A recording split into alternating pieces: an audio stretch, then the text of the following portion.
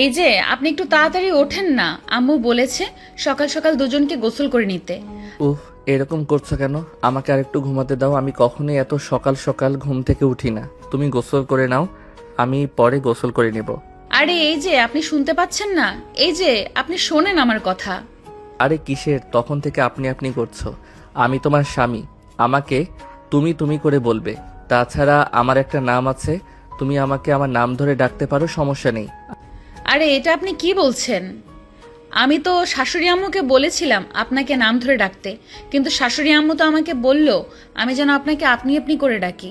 আচ্ছা ঠিক আছে, ওইসব কথা এখন বাদ দাও। তুমি আমাকে এইটা বলো যে তুমি আমাকে এত সকাল সকাল ঘুম থেকে কেন উঠালে? ওই যে সকালবেলা ঘুম থেকে উঠেই আমার ক্ষুধা লেগে গেছিল, তাই আমি কিচেনে গিয়েছিলাম কিছু খাবার খাওয়ার জন্য। আর তখনই আম্মু বলল আগে গোসল করে আসতে, তারপর রান্নাঘরে যেতে। আচ্ছা আপনি আমাকে একটা কথা বলেন তো, আমি তো আগে দুপুরে গোসল করতাম, এখন কেন আমাকে সকাল সকাল গোসল করতে হবে? আসলে বিয়ের পর সবাইকে সকাল সকাল গোসল করতে হয়। কিন্তু এখন তো অনেক শীত, শীতের মধ্যে আমি গোসল করব কিভাবে? এই শীতের মধ্যে যদি আমি গোসল করি তাহলে তো আমার ঠান্ডা লেগে যাবে। আচ্ছা ঠিক আছে, সমস্যা নেই। তুমি ওয়াশরুমে যাও, আমি তোমার জন্য গরম পানির ব্যবস্থা করে দিচ্ছি। আমাদের ট্যাপ দিয়ে গরম পানি বের হয়। ওমা তাই নাকি?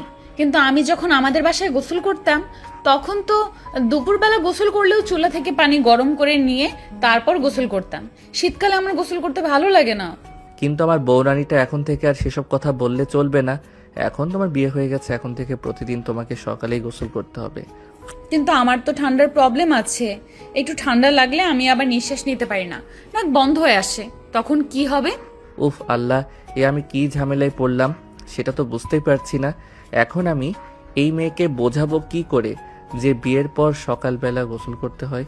যদি এই মেয়ের সঙ্গে আমার সেরকম কিছুই হয়নি, এটুকু একটা বাচ্চা মেয়ে, তার সঙ্গে আমি আর কি বা করব? এমনিতেই যে মুখ পাতলা, সবকিছু সবার সঙ্গে বলে দেবে, তাই তো আমি আর রিস্ক নিতে চাইনি। এগুলোই নীল মনে মনে ভাবছিল, আর ভাবছিল কিভাবে এই সমস্যা থেকে পরিত্রাণ পাওয়া যায়। আসলে গতকালকেই নীলের একটা মেয়ের সঙ্গে বিয়ে হয়েছে। মেয়েটা তার চাইতে বয়সে অনেক ছোট, জ্ঞান বুদ্ধি কম। তাছাড়া মেয়েটার যতটুকু বয়স অনুযায়ী ও মেয়েটার জ্ঞান বৃদ্ধি অনেক কম, বা হয়নি বললেই চলে। এগুলোই চিন্তা করছিল নীল। তখনই হঠাৎ নেহা বলে ওঠে, আচ্ছা শোনো না, আমি না এসব করে থাকতে পারছি না, আমাকে একটা প্লাজো আর টি শার্ট এনে দেবেন? ঠিক আছে, আমি তোমাকে বিকাল এনে দেব। এখন একটু দয়া করে শাড়িটা পরে থাকো, আর আমি তোমাকে প্লাজো আর টি শার্টও এনে দেবো। ঠিকই, কিন্তু সেগুলো রুমের ভিতরে পরতে হবে। সেগুলো পরে কিন্তু তুমি রুমের বাইরে যেতে পারবে না। আরে এসব আপনি কি বলছেন? তার মানে আমাকে সারাদিন এই রুমের মধ্যে বন্ধ হয়ে থাকতে হবে? কিন্তু আমি তো কখনো এইভাবে রুমের মধ্যে বন্ধ হয়ে থাকতে পারি না। আমার তো সবসময় উড়ে বেড়ানোর অভ্যাস, আমি সবসময় ঘুরে বেড়াতে ভালোবাসি। নেহা প্লিজ, তুমি আমার কথাটা শোনো আর বোঝার চেষ্টা করো। তখন তোমার বিয়ে হয়নি, আর এখন তোমার বিয়ে হয়ে গেছে। দুইটা সময়ের মধ্যে একটু তফাৎ আছে, সেটা তোমাকে বুঝতে হবে। আগে তুমি মেয়ে ছিলে, আর এখন তুমি আমার বিয়ে করা বউ। তাই আমি তোমাকে যেটা বলবো তোমার সেটাই শুনতে হবে। আচ্ছা জামাই ঠিক আছে, তুমি আমাকে যেটা বলবে আমি সেটাই শুনবো। এখন আগে বিছানা থেকে নামো আর গোসল করে আসো, আমার খুব ক্ষুধা পেয়েছে। আমার খাবার খেতে হবে, আম্মু বলেছে দুজন একসঙ্গে খাবার টেবিলে যেতে, নয়তো হয়তো খাবার দিবে না। এই বলে নেহা কোনো কিছু ছাড়াই ওয়াশরুমে ঢুকে গেল। সে কাপড় চোপড় খুলে তারপর ফ্রেশ হতে শুরু করলো। তার ফ্রেশ হওয়া শেষ হলে সে বাথরুম থেকে কাপড় ছাড়াই বের হয়ে আসছিল। তখনই নীল বলল, আরে আরে, এটা তুমি কি করছো? তুমি কোনো কাপড় চোপড় ছাড়াই কেন ওয়াশরুম থেকে বের হয়ে আসছো? কেউ যদি এখন রুমে চলে আসে তারপর কি হবে ভাবতে পেরেছো? কেউ কেন আমাদের পার্সোনাল রুমে আসতে যাবে? তাছাড়া আমি তো আমার বাসায় সবসময় এরকমই করতাম, ওয়াশরুম থেকে কাপড় চোপড় ছাড়াই আমার রুমে চলে আসতাম, তারপর বিছানার উপর কাপড় চোপড় পরে নিতাম। আরে বাবা, ওটা তখন তোমার বাসা ছিল, আর এটা তোমার শ্বশুরের বাসা। এখানে ওইসব কিছু করা চলবে না। এখানে তোমাকে একটু ভদ্রভাবে ভালোভাবে থাকতে হবে। আর একটা কথা তোমাকে আমি ভালো করে বলে দিচ্ছি, তুমি যদি এখানে এসব কিছু করো তাহলে কিন্তু আমি তোমাকে এখানে রাখবো না, তোমার বাবার বাসায় দিয়ে আসবো। না জামাই, তুমি এসব কথা বলো না, আমি তোমার সব কথা শুনবো। তুমি আমাকে যা করতে বলবা আমি তাই করব, কিন্তু তুমি আমাকে আমার বাবার বাসায় দিয়ে আসার কথা একদম বলবে না। আমি তোমাকে ছাড়া থাকতে পারবো না, আমার ঘুম আসবে না রাতে। আচ্ছা বাবা, ঠিক আছে, এখন ওয়াশরুমের ভিতরে যাও, তারপর জামা কাপড় পরে বাইরে আসো। নেহা তখন আর কোনো কথা না বলেই ওয়াশরুমের ভেতরে চলে গেল। আর এদিকে নীল আলমারি থেকে নেহার কাপড় চোপড়গুলো ওয়াশরুমে দিয়ে গেল। কিছুক্ষণ পর কাপড় চোপড় পরিয়ে নেহা বাইরে আসলো আর নীলকে বলল, আচ্ছা জামাই, দেখো তো আমাকে কেমন লাগছে? একদম সুন্দরী পুতুল বউয়ের মতো লাগছে না? হ্যাঁ, তোমাকে অনেক সুন্দর লাগছে, একদম পুতুল পুতুল লাগছে। মনে চাই তোমাকে শোকেজে সাজিয়ে রাখি। ওমা না জামাই, তুমি একদম ওটা করবে না। আমি তোমার বউ, আমি তোমার সঙ্গেই থাকবো, অন্য কোথাও যাব না। প্লিজ তুমি আমাকে দূরে ঠেলে দিও না, তোমাকে ছাড়া আমি থাকতে পারবো না। আরে বাবা ঠিক আছে, আমি তোমাকে কোথাও যেতে দেব না। এখন চুলগুলো আঁচড়ে নাও, ততক্ষণে আমি ফ্রেশ হয়ে আসি। এই বলেই নীল ওয়াশরুমে ঢুকে গেল ফ্রেশ হওয়ার জন্য। আর এইদিকে নেহা ড্রেসিং টেবিলের সামনে বসে নিজের চুলগুলো আশ্রয় নিল। তো ভিউয়ার্স, চলুন নীল যতক্ষণে ফ্রেশ হয়ে আসে ততক্ষণে আপনাদের কাছে এই গল্পের নায়ক নায়িকার পরিচয়টা দিয়ে দেওয়া যাক। এতক্ষণ আপনারা যে দুজনের কথাবার্তা শুনলেন তারাই হলো আমাদের এই গল্পের নায়ক আর নায়িকা। আমাদের গল্পের নায়ক এই বছর অনার্স ফাইনাল ইয়ারে পড়াশোনা করছে, আর যে পিচ্ছি মেয়েটার কথা শুনতে পেলেন ও হলো আমাদের গল্পের নায়িকা। এই বছর সবেমাত্র ইন্টার প্রথম বর্ষের ছাত্রী। রাস্তায় কোনো একটা দুর্ঘটনা চক্রে তাদের দুজনের পরিচয় হয়। তখন থেকেই দুজনের কথা বলা আর তারপর ভালো লাগা থেকে ভালোবাসা তৈরি হওয়া আর ভালোবাসার পরিণতি দিতে গিয়ে বিয়ে। তো ভিউয়ার্স, চলুন কথা না বাড়িয়ে মূল গল্পে ফিরে আসি। এদিকে নীল ফ্রেশ হয়ে ওয়াশরুম থেকে বের হয়ে দেখতে পেল নেহা নিজের চুলগুলো চিরুনির সঙ্গে আটকে দিয়েছে, কোনোভাবেই ছুটাতে পারছে না। আরে নেহা, এটা তুমি কি করলে? এত বড় মেয়ে হয়েছো, এখনো তুমি নিজের চুলগুলোর জট ছাড়াতে পারো না? দেখো না, আমার চুলগুলো সব চিরুনির সঙ্গে আটকে গেছে। যেভাবে রাতে আমি তোমাকে জড়িয়ে ধরেছিলাম ঠিক সেইভাবেই আমার চুলগুলো চিরুনিটাকে জড়িয়ে ধরেছে, আর ছাড়ছেই না। হ্যাঁ, একদম ঠিক কথাই বলেছো। তোমার চুলগুলো একদম তোমার মতো। তুমি যেমন রাতের বেলা আমাকে এতটাই শক্ত করে জড়িয়ে ধরো যে আমার নিঃশ্বাস নিতে কষ্ট হয়, ঠিক তেমনি তোমার চুলগুলোও চিরুনিটাকে সেভাবেই জড়িয়ে ধরেছে। যাই হোক, এখন আমার কাছে আসো, আমি তোমার চুলগুলো আঁচড়ে দেই। নেহা তখন আর কোনো কথা না বলে নীলের সামনে এসে দাঁড়ালো, আর তারপর নীল নেহার চুলগুলো সুন্দর করে আশ্রয় দিল। নেহা চুলগুলো দেখতে অসম্ভব সুন্দর, একদম সিল্কি সফট আর অনেকটাই লম্বা। নেহা যখন তার বাবার বাসায় থাকতো তখন তার ওই সব কাজগুলো তার আম্মু করে দিত। এখন তার এখানে তো আর আম্মু নেই, তাই তার মোটামুটি অনেক কাজ নীলকেই করে দিতে হয়।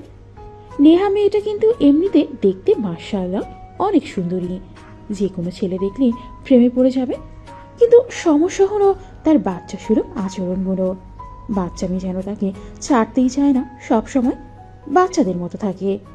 যাই হোক, এদিকে নীল নেহার চুলগুলো আশ্রয় দিল আর তারপর তাকে নিয়ে খাবার টেবিলে চলে গেল। ততক্ষণে সবাই খাবার টেবিলে চলে এসেছে। সবাই একসঙ্গে বসে সকালের নাস্তাটা সেরে নিল। আর তখন নীলের আম্মু নেহাকে বলল, নেহা, তোমার আম্মু ফোন করেছিল। তোমার আম্মু বলল একবার ওই বাসা থেকে ঘুরে আসতে। আম্মু, তুমি আমার ওই আম্মুকে বলে দাও আমি আর ওই বাসায় যাব না। ওই বাসায় তো আমার আর জামাই নেই, এই বাসায় আমার জামাই আছে। আমি আমার জামাইয়ের কাছেই থাকবো।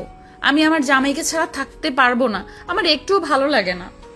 নেহার এমন কথা শুনেই ডাইনিং টেবিলে বসা সবাই লজ্জায় পড়ে গেল। আসলে কি বলবে কেউ কিছু ভেবে পাচ্ছে না। এত বড় একটা মেয়ে হয়েছে কিন্তু এখনো বাচ্চাদের মতো আচরণ আর অগোছালো কথাবার্তা। নীল ততক্ষণ এই পরিবেশটা শান্ত করার জন্য নেহাকে বলল, নেহা, আচ্ছা ঠিক আছে, সমস্যা নেই, আমিও তোমার সঙ্গে যাব। তোমাকে একা একা কোথাও যেতে হবে না। এখন থেকে তুমি যেখানে যাবে সেখানে আমি তোমাকে নিয়ে যাব। ঠিক আছে জামাই, তাহলে আমি রাজি আছি। তুমি আমাকে যেখানে নিয়ে যাবে আমি তোমার সঙ্গে সেখানেই যাব, কিন্তু আমি তোমাকে ছাড়া কোথাও যাব না। বলতে বলতে সবাই মিলে নাস্তা শেষ করে নিজেদের রুমে চলে গেল। নেহা রুমে গিয়ে নীলকে জড়িয়ে ধরে বলতে লাগলো, আচ্ছা জামাই, আমার সবগুলো পুতুল তো ওই বাসায় রেখে এসেছি। তুমি আমাকে কিছু পুতুল এনে দেবে, আমি খেলবো। আমার না সারাদিন একা একা ভালো লাগে না। আমি ওই বাসায় সবসময় পুতুল নিয়ে খেলা করতাম। আচ্ছা ঠিক আছে, সমস্যা নেই, আমি আজ বিকালেই তোমাকে নিয়ে বাইরে যাব, আর সেখান থেকে ফিরে আসার সময় তোমার জন্য তোমার পছন্দ মতো অনেকগুলো পুতুল কিনে আনবো। ঠিক আছে জামাই, থ্যাংক ইউ সো মাচ, সত্যি তুমি অনেক ভালো। মুয়া। এই বলে নেহা নীলের গালে একটা পাপ্পি দিয়ে দিল। নীল তো একদম অবাক। যাই হোক, এভাবে দেখতে দেখতে দুপুর ঘনিয়ে বিকেল হয়ে এলো। আর তখনই নীল নেহাকে রেডি হতে বলল। নেহা, আমরা এখনই বাইরে ঘুরতে যাব। তুমি একটু তাড়াতাড়ি করে রেডি হয়ে নাও, আমি এক্ষুনি রেডি হয়ে আসছি। ঠিক আছে জামাই, আমি এক্ষুনি রেডি হয়ে নিচ্ছি, কিন্তু আমি কি পরে যাব? আমি তো শাড়ি পরে খুব একটা হাঁটতে পারি না। আজকের দিনটা একটু কষ্ট করে চালিয়ে দাও। তোমাকে তো বললাম আমি আজ তোমাকে নিয়ে অনেক কেনাকাটা করব। তোমার জামা কাপড়, পুতুল আর যা প্রয়োজন হয় সব কিছুই আমি তোমাকে কিনে দেব। ঠিক আছে জামাই, তুমি তো আমার সঙ্গে যাচ্ছ, তাহলে আর কোনো সমস্যা হবে না। তুমি তো আমার সব সমস্যার সমাধান করে দাও, তাহলে আর আমার চিন্তা কিসের? এরপরে নীল আর নেহা দুজনে রেডি হয়ে নিল। তারা যখন রেডি হয়ে নিচে নামলো, তখনই নীলের আম্মু তাদের জিজ্ঞাসা করলো। কি ব্যাপার নীল, তোরা কি কোথাও যাচ্ছিস নাকি? হ্যাঁ আম্মু, আসলে নেহার কিছু প্রয়োজনীয় জিনিসপত্র লাগবে, সেগুলোই কিনতে যাচ্ছি। তোমাকে বলতে মনে ছিল না, তাই বলা হয়নি। একটা কাজ করো, আমাদের জন্য রান্না করো না, আমরা বাইরে থেকে খেয়ে আসবো। আর তোমার কিছু প্রয়োজন হলে আমাকে মেসেজে বলে দিও, আমি নিয়ে আসবো। আমাদের কিছু লাগবে না, নেহার যা যা লাগবে সব কিছু কিনে দিও। আর হ্যাঁ, কাল থেকে কিন্তু তুই আর নেহা দুজনেই কলেজে যাবি। ঠিক আছে, কোনো সমস্যা নেই আম্মু। আর একটা কথা, তুমি একটু আব্বুকে ফোন দিয়ে বলে দাও আমার অ্যাকাউন্টে যে টাকা আছে সেগুলো দিয়ে সব কিছু কেনাকাটা হবে না। আব্বুকে বলো আমার অ্যাকাউন্টে কিছু টাকা ট্রান্সফার করে দিতে। তোর আব্বুকে বলতে হবে না, আমার কাছে এই 20,000-এর মতো টাকা আছে, এগুলো নিয়ে যা। এই বলে নীলের আম্মু আলমারি থেকে টাকাটা বের করে নীলের হাতে তুলে দিলেন। আর তারপর নীল নেহাকে নিয়ে বেরিয়ে পড়ল। বিকেলের দিকে তারা একটু ঘোরাঘুরি করলো। আর তারপরেই তারা শপিং মলে চলে আসলো। সেখান থেকে নেহার জন্য অনেক কিছু কেনাকাটা করলো, জামা কাপড়, পুতুল আরও প্রয়োজনীয় অনেক কিছু। তারপর দুজনেই ডিনার করে রাত 11টার দিকে বাসায় ফিরে আসলো। বাসায় আসতেই নীলের আম্মু দরজা খুলে দিল। নেহা নীলের আম্মুকে দেখেই বলতে লাগলো। আম্মু, আমার জামাইটা খুব ভালো, আমাকে অনেক কিছু কিনে দিয়েছে। এই যে দেখো, আমি যা বলেছি তাই কিনে দিয়েছে। সত্যি আমার জামাইটা অনেক ভালো, আমার জামাইয়ের মতো মানুষ হয় না। হ্যাঁ সত্যি, আমার জামাইটা অনেক ভালো। তোমার জামাইটাকে দেখে রেখো যেন অন্য কেউ ছিনিয়ে নিয়ে না যায়। তুমি কোনো চিন্তা করো না আম্মু, কোনো রাক্ষসী যদি আমার জামাইকে নিতে আসে তাহলে আমি ওই রাক্ষসীটাকে একদম খুন করে ফেলবো। কার এত বড় সাহস যে আমার জামাইকে নিতে আসবে? তাকে কি আমি জীবন নিয়ে ফিরে যেতে দেবো নাকি? এত ভালো একটা জামাই পেয়েছি, আমি তাকে কি হারিয়ে ফেলবো নাকি? যদি কোনোদিন নিজের থেকে হারিয়ে যায় তাহলে তখন তুমি কি করবে? এরকম কথা কখনো বলবে না তুমি। আমার লক্ষ্মী মন্তর একটা জামাই, তোমাকে আমি কোনোদিনও হারিয়ে যেতে দেব না। তোমাকে আমি আমার ভালোবাসায় সারা জীবন বেঁধে রাখবো। কথাটা বলে নেহা নীলকে জড়িয়ে ধরে একদম কেঁদে দিল। নীল তার আম্মুর সামনে এমন অবস্থায় অনেকটাই লজ্জা পেয়ে গেল। নেহাকে কোনো রকমে নিজে থেকে ছাড়িয়ে নিয়ে বলতে লাগলো। আরে বাবা, তুমি কান্না করছো কেন? আমি তো এমনিতেই তোমার সঙ্গে একটু মজা করছিলাম। আমি কি সত্যি সত্যি বলেছি নাকি? আমি তো সারা জীবন তোমারই থেকে যাব, তোমাকে ছেড়ে কোনোদিনও কোথাও যাব না। এরকম কথা আর কখনো বলবে না। তুমি জানো না আমি তোমায় অনেক বেশি ভালোবাসি। তোমাকে হারিয়ে আমি বেঁচে থাকতে পারবো না। তাহলে তুমি কেন এরকম কথা বলো? আই এম সো সরি, আমার ভুল হয়ে গেছে, আর কখনোই এরকম হবে না। তুমি এবারের মতো আমাকে ক্ষমা করে দাও, আর কখনো এরকম কথা বলবো না যে কথা তোমাকে কষ্ট দেবে। ঠিক আছে, এইবারের মতো ক্ষমা করে দিলাম, তবে এটাই কিন্তু শেষবার। এরপর কিন্তু আর কখনোই তুমি মাফ চাইতে আসবে না। আমি তোমাকে কখনোই মাফ করবো না এরকম করলে। অতঃপর নীল নেহাকে নিয়ে রুমে চলে গেল। আর তারপর ফ্রেশ হয়ে দুজনে ঘুমিয়ে পড়ল। পরদিন সকালবেলা নেহা ঘুমাচ্ছে, আর এদিকে তার কলেজে যাওয়ার সময় হয়ে গেছে। তাই নীল তাকে ডাকতেছে। এই নেহা, নেহা, কি হলো? তুমি এখনো ঘুম থেকে উঠছো না কেন? তোমার তো কলেজে যাওয়ার সময় হয়ে গেছে। আমি তোমাকে তোমার কলেজে নামিয়ে দিয়ে তারপর ভার্সিটিতে যাব। তাড়াতাড়ি ঘুম থেকে উঠো। জামাই, আমি কলেজে যাব না, এখন আর পড়াশোনা করতে ভালো লাগে না। তাছাড়া এখন তোমার বিয়ে হয়ে গেছে, এখন আর পড়াশোনা করে কি করব? আমি পড়াশোনা করব না। এরকম বললে কিন্তু হবে না। তুমি না আমায় ভালোবাসো, তাহলে আমার সব কথা শুনতে হবে তোমাকে। আমি যেটা বলবো সেটাই করতে হবে, তা না হলে কিন্তু আমি তোমায় ভালোবাসবো না। এই তোমায় বলে দিলাম। জামাই, তুমি সবসময় আমার সঙ্গে এরকম কেন করো? তুমি সবসময় শুধু আমাকে ভয় দেখাতেই থাকো। আমি তো তোমাকে খুব বেশি ভালোবাসি। তোমাকে ছাড়া আমি থাকতেই পারবো না। ঠিক আছে, আমায় ভয় দেখিও না। আমি এক্ষুনি রেডি হয়ে আসছি। এই কথা বলেই নেহা বিছানা থেকে নেমে ওয়াশরুমে চলে গেল। তারপর ফ্রেশ হয়ে এসে কলেজের ড্রেস পরে নিল। কলেজের ড্রেস পরে মেয়েটাকে সত্যিই একদম পিচ্ছি পিচ্ছি লাগে। তার আচরণের সাথে একদম মিলে যায়। যাই হোক, মাশাআল্লাহ, নেহাকে দেখতে ভালোই লাগে। রেডি হয়ে তারপর নিচে এসে নাস্তা করে নিল। নেহা, তোমার যদি কলেজ ছুটি হয়ে যায় তাহলে কিন্তু তুমি ক্যাম্পাসে অপেক্ষা করবে। নীল যতক্ষণ তোমাকে নিতে না আসবে ততক্ষণ কিন্তু ক্যাম্পাস থেকে তুমি একদম বের হবে না। কথাটা মনে থাকবে তো? হ্যাঁ আম্মু, আমার একদম সব কিছু মনে থাকবে। আমার জামাই যতক্ষণ আমাকে নিতে না আসবে ততক্ষণ আমি ক্যাম্পাস থেকে এক পাও বের হব না। এই তোমায় ছুঁয়ে কথা দিলাম। আর নীল, তোকে বলছি, তুই তো নেহার সম্পর্কে সব কিছু ভালো করেই জানিস। তাই ভার্সিটি ছুটি হওয়ার সঙ্গে সঙ্গেই তুই নেহার কলেজ চলে আসবি। রাস্তায় কিন্তু 1 মিনিটও দেরি করবি না। যদি উল্টাপাল্টা কিছু করিস তাহলে কিন্তু তোর খবর আছে, এটা আমি তোকে বলে দিলাম। আম্মু, তুমি কোনো চিন্তা করো না। আমি ঠিকভাবে নেহাকে বাসা পর্যন্ত নিয়ে আসব। তোমাকে কোনো চিন্তা করতে হবে না। নেহা, এইবার চলে যাওয়া যাক, তা না হলে আবার দেরি হয়ে যাবে। এই বলে নীল আর নেহা দুজনেই বাসা থেকে বের হলো। গাড়িতে উঠতে যাবে তখনই পেছন থেকে নেহা বলল, আমার জামাই গাড়িতে করে যাবে না। তুমি না অনেক সুন্দর বাইক চালাতে পারো। তোমার সঙ্গে বাইকে করে যাব। তুমি বাইক চালাবে আর আমি পেছন থেকে তোমাকে জড়িয়ে ধরে বসে থাকবো। বাংলা সিনেমায় দেখেছিলাম। আহ, কি যে শান্তি। প্লিজ তুমি বাইকে নিয়ে চলো। কিন্তু তোমার তো আবার গাড়িতে উঠলে ঘুমিয়ে পড়ার অভ্যাস আছে। তুমি যদি আমার বাইকের পিছনে বসে ঘুমিয়ে পড়ো তখন কি হবে? তুমি তো রাস্তায় পড়ে যাবে। তখন আমি আমার বউটাকে তো হারিয়ে ফেলবো। না জামাই, আমি রাস্তায় একদম ঘুমাবো না। এই যে তোমায় আমি প্রমিস করলাম আমি একদম সজাগ থাকবো আর তোমায় জড়িয়ে ধরে ভালোবাসার স্বাদ নেব। প্লিজ জামাই, চলো বাইকে যাই। আচ্ছা ঠিক আছে, কিন্তু একদম ঘুমানো চলবে না, তাহলে কিন্তু আমি তোমাকে মাইট দিব। এই বলে নেহাকে বাইরে দাঁড় করিয়ে রেখেই নীল রুম থেকে বাইকের চাবি নিয়ে আসে। আর তারপর বাইক বের করেই নেহাকে নিয়ে নেহার কলেজের উদ্দেশ্যে রওনা দিল। প্রায় 15 মিনিটের মতো লাগলো নেহার কলেজের সামনে এসে পৌঁছাতে। নীল কলেজের সামনে এসেই নেহাকে বলল, এবার গাড়ি থেকে নামো, আমি তোমার কলেজের সামনে চলে এসেছি। আর এই নাও, এটা তোমার টিফিন খরচ। টিফিনের সময় কিছু কিনে খেয়ে নিও। ঠিক আছে জামাই, আসি তাহলে। কলেজ গেটের সামনে কিছু ছাত্রছাত্রী দাঁড়িয়েছিল। তাদের সামনে নেহা নীলকে কিস করে বসলো।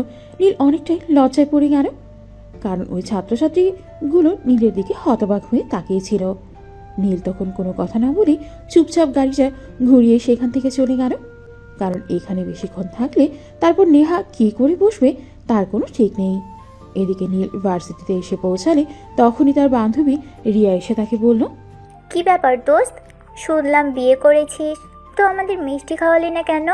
ধুর, আর বলিস না। কেন যে নিজে নিজে নিজের কপালে কুড়োল মারতে গেলাম আল্লাহই ভালো জানে। মেয়েটাকে ফ্যামিলির পছন্দ মতো বিয়ে তো করে নিলাম। মেয়ে তো একদম বোকার রাজ্যে বসবাস করে। আরে দোস্ত, কি যে বলিস, তোর বউ আবার বোকার রাজ্যে বসবাস করে? এটা হতে পারে নাকি? ঘটনাটা কি হয়েছে খুলে বল তো শুনি। মেয়েটা ইন্টারে পরে থেকে কিন্তু বাচ্চাদের মতো আচরণ করে, সব সময় শুধু বাচ্চামি করে, কোনো কিছুই বোঝে না। এত বড় মেয়ে হয়েছে, এখনো নাকি তার পুতুল নিয়ে খেলার শখ। তাই কালকে কতগুলো পুতুল কিনে দিয়েছি। দোস্ত, আসলেই তোর কপালটা বলতে হয়। ভার্সিটির কত মেয়েরা তোর পিছনে লাইন মারতো, তুই তাদেরকে পাত্তাও দিস না। এরকম একটা পিচ্চি মেয়েকে বিয়ে করতে গেলি যে কিনা ইন্টারে পড়া অবস্থায় পুতুল নিয়ে খেলতে চাই। দোস্ত, তোর কপালটা একদম ফাটা কপাল বলতে হয়। হ্যাঁ রে, একদমই তাই। এখন চল ক্লাসে যাওয়া যাক।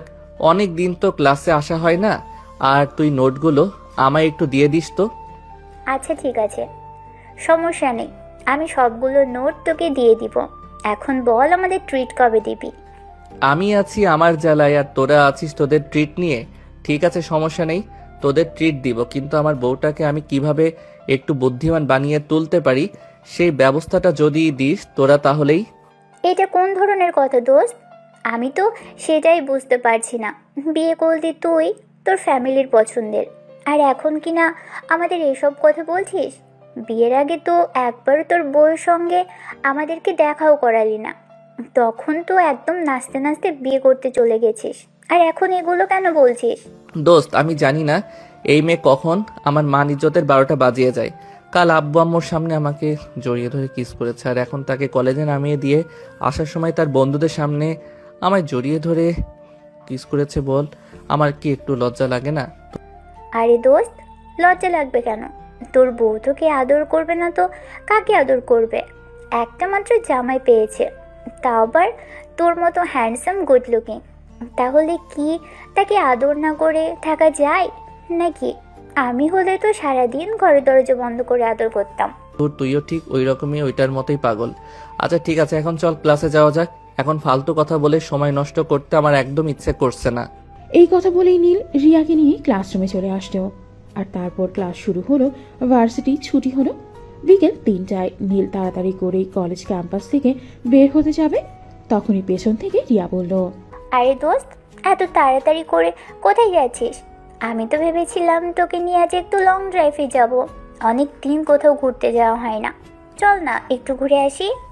আই এম সরি রে দোস্ত, এখন আর আমাকে দিয়ে সেটা হবে না, কারণ তুই তো জানিস আমার বউয়ের সম্পর্কে। আমি যদি সময় মতো ওর কলেজের সামনে গিয়ে না পৌঁছাই, তখন সে কলেজ থেকে বের হয়ে কোথায় চলে যাবে তার কোনো ঠিক ঠিকানা নেই। তারপর আমি কোথায় এই পাগল মার্কা মেয়েকে খুঁজে বেড়াবো? ওহ, এই ব্যাপার। আচ্ছা ঠিক আছে দোস্ত, সমস্যা নেই, তাহলে তুই চলে যা। আর আগামীকাল তো শুক্রবার, কাল বিকেলে একবার তোদের বাড়িতে আসবো। ঠিক আছে, সমস্যা নেই, চলে আসিস তাহলে। আমি এখন আসি রে। এই বলে নীল বাইকে স্টার্ট দিয়ে নিহার কলেজের সামনে চলে আসলো। নিহার কলেজ এখনো ছুটি হয়নি, তাই নীল গেটের সামনে দাঁড়িয়ে অপেক্ষা করছে কলেজ ছুটি হলে 3:30টার দিকে। নেহা কলেজ থেকে বের হয়ে এই চারপাশে নীলকে খুঁজতে লাগলো। নীল একটু আড়ালে দাঁড়িয়েছিল নেহা কি করে সেটা দেখতে। নেহা তখনই গেটের সামনে দাঁড়িয়ে কান্না করতে শুরু করে দিল। আমার জামাই কই? আমার জামাই বুঝি আমাকে না পেয়ে চলে গেছে? হায় আল্লাহ, এখন আমি আমার জামাইকে কোথায় পাবো? আর বাড়িতেই কি করে যাব? ও জামাই, জামাই কোথায় তুমি? নেহার এমন কাণ্ড দেখে উপস্থিত সবাই হাসবে না কাঁদবে কিছুই বুঝতে পারছে না। তখনই কলেজের গার্ড এসে নেহাকে বলল, কি ব্যাপার নেহা মামনি, কি হয়েছে? তুমি এভাবে কান্না করছো কেন? আঙ্কেল, সকালবেলা আমার জামাই আমাকে দিয়ে গেছে, আর জামাই বলে গেছিল ছুটির সময় সে আমাকে নিয়ে যাবে, কিন্তু এখনো তো আমি কোথাও আমার জামাইকে দেখতে পাচ্ছি না। আমার জামাইটা বুঝি আমার কলেজ ছুটি হতে দেরি হয়েছে সেজন্য আমাকে রেখেই চলে গেছে। এখন বলেন না আমি আমার জামাইকে কোথায় পাবো? আরে নেহা মামনি, এর জন্য এভাবে কান্না করতে হয় নাকি? সে হয়তো এখনো আসেনি। তুমি এখানে দাঁড়িয়ে একটু অপেক্ষা করো, আমি তো আসি এখানে। তাহলে তোমার চিন্তা কিসের? তোমার জামাই এসে পড়বে। কিন্তু নেহা কান্না করেই চলেছে। তার কান্না যেন থামতে চাইছে না। এটা দেখে নীল হাসবে না কাঁদবে কিছুই বুঝতে পারছে না। তখনই সে আড়াল থেকে নেহার সামনে এসে দাঁড়ালো আর বলল, কি ব্যাপার নেহা, কি হয়েছে? তুমি এভাবে কান্না করছো কেন? আমি তো এখানেই দাঁড়িয়েছিলাম, আমি শুধু দেখছিলাম তুমি আমাকে না পেলে কি করো। তাই বলে এভাবে কান্না করতে হবে নাকি? তুমি জানো না তোমায় আমি কতটা ভালোবাসি। আমি তো ভেবেছিলাম তুমি আমাকে না পেয়ে চলেই গেছো। আমি হয়তো আমার জামাইটাকে হারিয়ে ফেলেছি।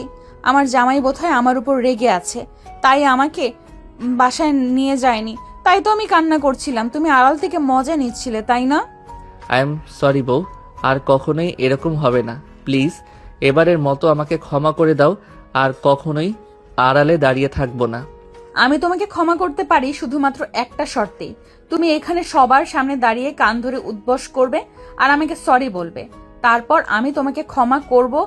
আর তা না হলে আমি তোমার সঙ্গে কোনো কথাই বলবো না। হাই আল্লাহ, এটা তুমি কি করে বলছো? এখানে সারা কলেজের ছাত্র ছাত্রীরা আছে, তাদের সামনে তুমি তোমার জামাইকে কান ধরে উঠবস করাবে? তাহলে তারা কি মনে করবে সেটা একবার চিন্তা করেছো? আমি কোনো কিছু জানি না আর জানতেও চাই না। তোমাকে যেটা করতে বলেছি তোমাকে সেটাই করতে হবে, তা না হলে আমি তোমার সঙ্গে কোনো কথাই বলবো না, আর তোমার সঙ্গে বাসায়ও যাব না। তখন তুমি বাসায় গিয়ে বুঝতে পারবে আমার শাশুড়ি আম্মু তোমায় ঠিক কি করে। ঠিক আছে বউ আমার, এই যে আমি কান ধরে উঠবস করছি, মান ইজ্জত গেলে তোমার যাবে, আমার তো আর একা যাবে না। তাহলে আমার সমস্যা কোথায়? এই বলে নীল কান ধরে উঠবোস করতে শুরু করলো। তখনই নেহা তাকে কান থেকে হাত ছাড়িয়ে বুকের সঙ্গে মিশিয়ে নিল আর বলতে লাগলো, ঠিক আছে, আমি তোমাকে ক্ষমা করে দিলাম, তবে আজকের পর থেকে আর কখনোই এরকম করবে না। জানো আমার কতটা কষ্ট হচ্ছিল তোমাকে দেখতে না পেয়ে। অতঃপর নীল নেহাকে নিয়ে বাসায় চলে আসলো। বাসায় এসেও নেহা কান্না করে চলেছে। এটা দেখে নীলের আম্মু তাকে প্রশ্ন করলো, কি ব্যাপার নেহা, কি হয়েছে তোমার? তুমি এভাবে কান্না করছো কেন? সকালবেলা যখন বাসা থেকে বের হয়ে গেলে তখন তো তুমি অনেক হাসি খুশি ছিলে। এখন তোমার কি হয়েছে বলো তো আমাকে শুনি। আমার জামাই শুধু আমাকে ভয় দেখায় কেন বলেন তো? আমি তো তাকে অনেক ভালোবাসি, তাহলে সে আমাকে ভয় দেখায় কেন? কথাটা শোনা মাত্রই নীলের আম্মু নীলের দিকে অগ্নি দৃষ্টি নিয়ে তাকালো আর তারপর তাকে বলল, এটা তোকে কতবার বলেছি মেয়েটার সঙ্গে উল্টাপাল্টা কিছু করবি না, কিন্তু তুই তো আমার কোনো কথাই শুনিস না। দেখা যাচ্ছে আজ তোর বাবা আসুক বাড়িতে আর তোর একদিন কি আমার একদিন। তোকে কতবার বলেছি তুই এরকম করবি না, কিন্তু তুই তো আমার কোনো কথাই শুনিস না। আরে আম্মু, এইটুকু কথার জন্য তুমি আবার আব্বুকে কেন বলতে যাবে? আমি তো শুধু নেহার সঙ্গে একটু মজা করছিলাম। আমি দেখতে চাইছিলাম সে কি করে, তাই তো আমি একটু দুষ্টুমি করলাম। প্লিজ আম্মু, তুমি এ ব্যাপারে আব্বুকে কিছু বলতে চেও না। আব্বু যদি জানতে পারে তাহলে আমাকে মেরেই ফেলবে। প্লিজ আম্মু, তুমি আব্বুকে কিছু বলো না। এটা শুনে নেহা তার শাশুড়ি আম্মুকে উদ্দেশ্য করে বলতে লাগলো, আম্মু তুমি আব্বুকে কিছু বলো না। আব্বু যদি আমার জামাইকে মারে তাহলে তো আমারই ব্যথা লাগবে, তখন আর লাভ কি হবে? তুমি আব্বুকে কিছু বলো না প্লিজ আম্মু। ঠিক আছে, সমস্যা নেই, আমি তোমার আব্বুকে কিছুই বলবো না। এবার তো তুমি খুশি? এখন যাও, ফ্রেশ হয়ে এসো, আমি তোমাদের জন্য খাবার তৈরি করছি। অতঃপর নীল আর নেহা দুজনেই ওপরের রুমে চলে গেল আর তারপর ফ্রেশ হয়ে নিচে এসে খাবার খেয়ে তারপর রুমে গেল বিশ্রাম করার জন্য। নীল বিছানায় শুয়ে আছে। নেহা তখন নীলের পাশে এসে শুয়ে পড়ল আর বলল, জামাই তোমাকে একটা কথা বলার আছে। আসলে কথাটা আমার বান্ধবী বলেছে, বলো তুমি যখন একা থাকবে তখন তোমাকে কথাটা বলতে। ও তাই নাকি? আচ্ছা ঠিক আছে, তাহলে বলো, আমি শুনছি। কি কথা বলেছে তোমার বান্ধবী তোমাকে? আসলে জামাই আমার বান্ধবী বলেছে বিয়ের পর নাকি মেয়েদের পেট থেকে বাবু বের হয়। আমার পেট থেকে কবে বাবু বের হবে? নেহার এই কথা শুনে নীল হাসবে না কাঁদবে কিছুই বুঝতে পারছে না। এই মেয়েটার মাথায় সমস্যা নাকি তার বান্ধবীদের? নীল তখন পরিস্থিতি শান্ত করার জন্য নেহাকে বলল, আসলে নেহা, তুমি তো এখনো অনেক ছোট, তাই এখনই তোমার পেটে বাবু আসবে না। আগে তুমি পরিপূর্ণ বড় হও, তারপর তোমার পেটে বাবু আসবে। আরে তুমি আমাকে এইভাবে কেন বলছো? আমার ক্লাসের কয়েকটা বান্ধবীর বিয়ে হয়েছে, তাদের বাবু হয়েছে, তাই আমার বাবু লাগবে। প্লিজ আমাকে বাবু এনে দাও। তার মানে তুমি আমার কথা শুনবে না, তাই না? তাহলে কিন্তু আমি তোমাকে আমার সঙ্গে থাকতে দেব না। আমি তোমাকে তোমার আম্মুর বাসায় দিয়ে চলে আসব, এই বলে দিলাম তোমাকে। না প্লিজ, তুমি আমার সঙ্গে এরকমটা করো না। আমাকে আমার আম্মুর বাসায় দিয়ে এসো না। আমি তোমাকে ছাড়া থাকতে পারবো না। ঠিক আছে, তোমাকে আর আমি এই কথা বলবো না। এই যে কান ধরে বললাম, আর কখনো আমি বাবুর কথা বলবো না, কিন্তু তোমাকে ছাড়াও আমি থাকতে পারবো না। ঠিক আছে, তাহলে এখন একটু ঘুমিয়ে পড়ো। সন্ধ্যার দিকে ঘুম থেকে উঠে তারপর পড়তে বসবে। আমি তোমাকে তোমার পড়া বুঝিয়ে দেব। প্লিজ তুমি আমাকে আমার পড়া বুঝিয়ে দিবে, তাহলে তো আমি অনেক খুশি। ঠিক আছে, আমি এক্ষুনি ঘুমিয়ে পড়ছি। এই কথা বলেই নেহা তখনই নীলকে জড়িয়ে ধরে ঘুমিয়ে পড়ল। সন্ধ্যাবেলা ঘুম থেকে উঠে নেহা নীলকে বলল, ও জামাই জামাই, আমার না খুব চা খেতে ইচ্ছে করছে। তুমি আমাকে 1 কাপ চা বানিয়ে দেবে? আমার তোমার হাতের চা খাওয়ার অনেক ইচ্ছে হয়েছে। কিন্তু আমি তো চা বানাতে পারি না। আচ্ছা ঠিক আছে, সমস্যা নেই, তুমি হাত মুখ ধুয়ে আসো, আমি তোমার জন্য চা বানিয়ে নিয়ে আসছি। তবে সেটা খেতে পারবে কিনা সেটা আমি কিন্তু বলতে পারছি না। তুমি যদি আমার জন্য খাওয়ার অযোগ্য কিছু নিয়ে আসো তাহলে আমি সেটা খেয়ে নিতে পারবো, কোনো সমস্যা হবে না।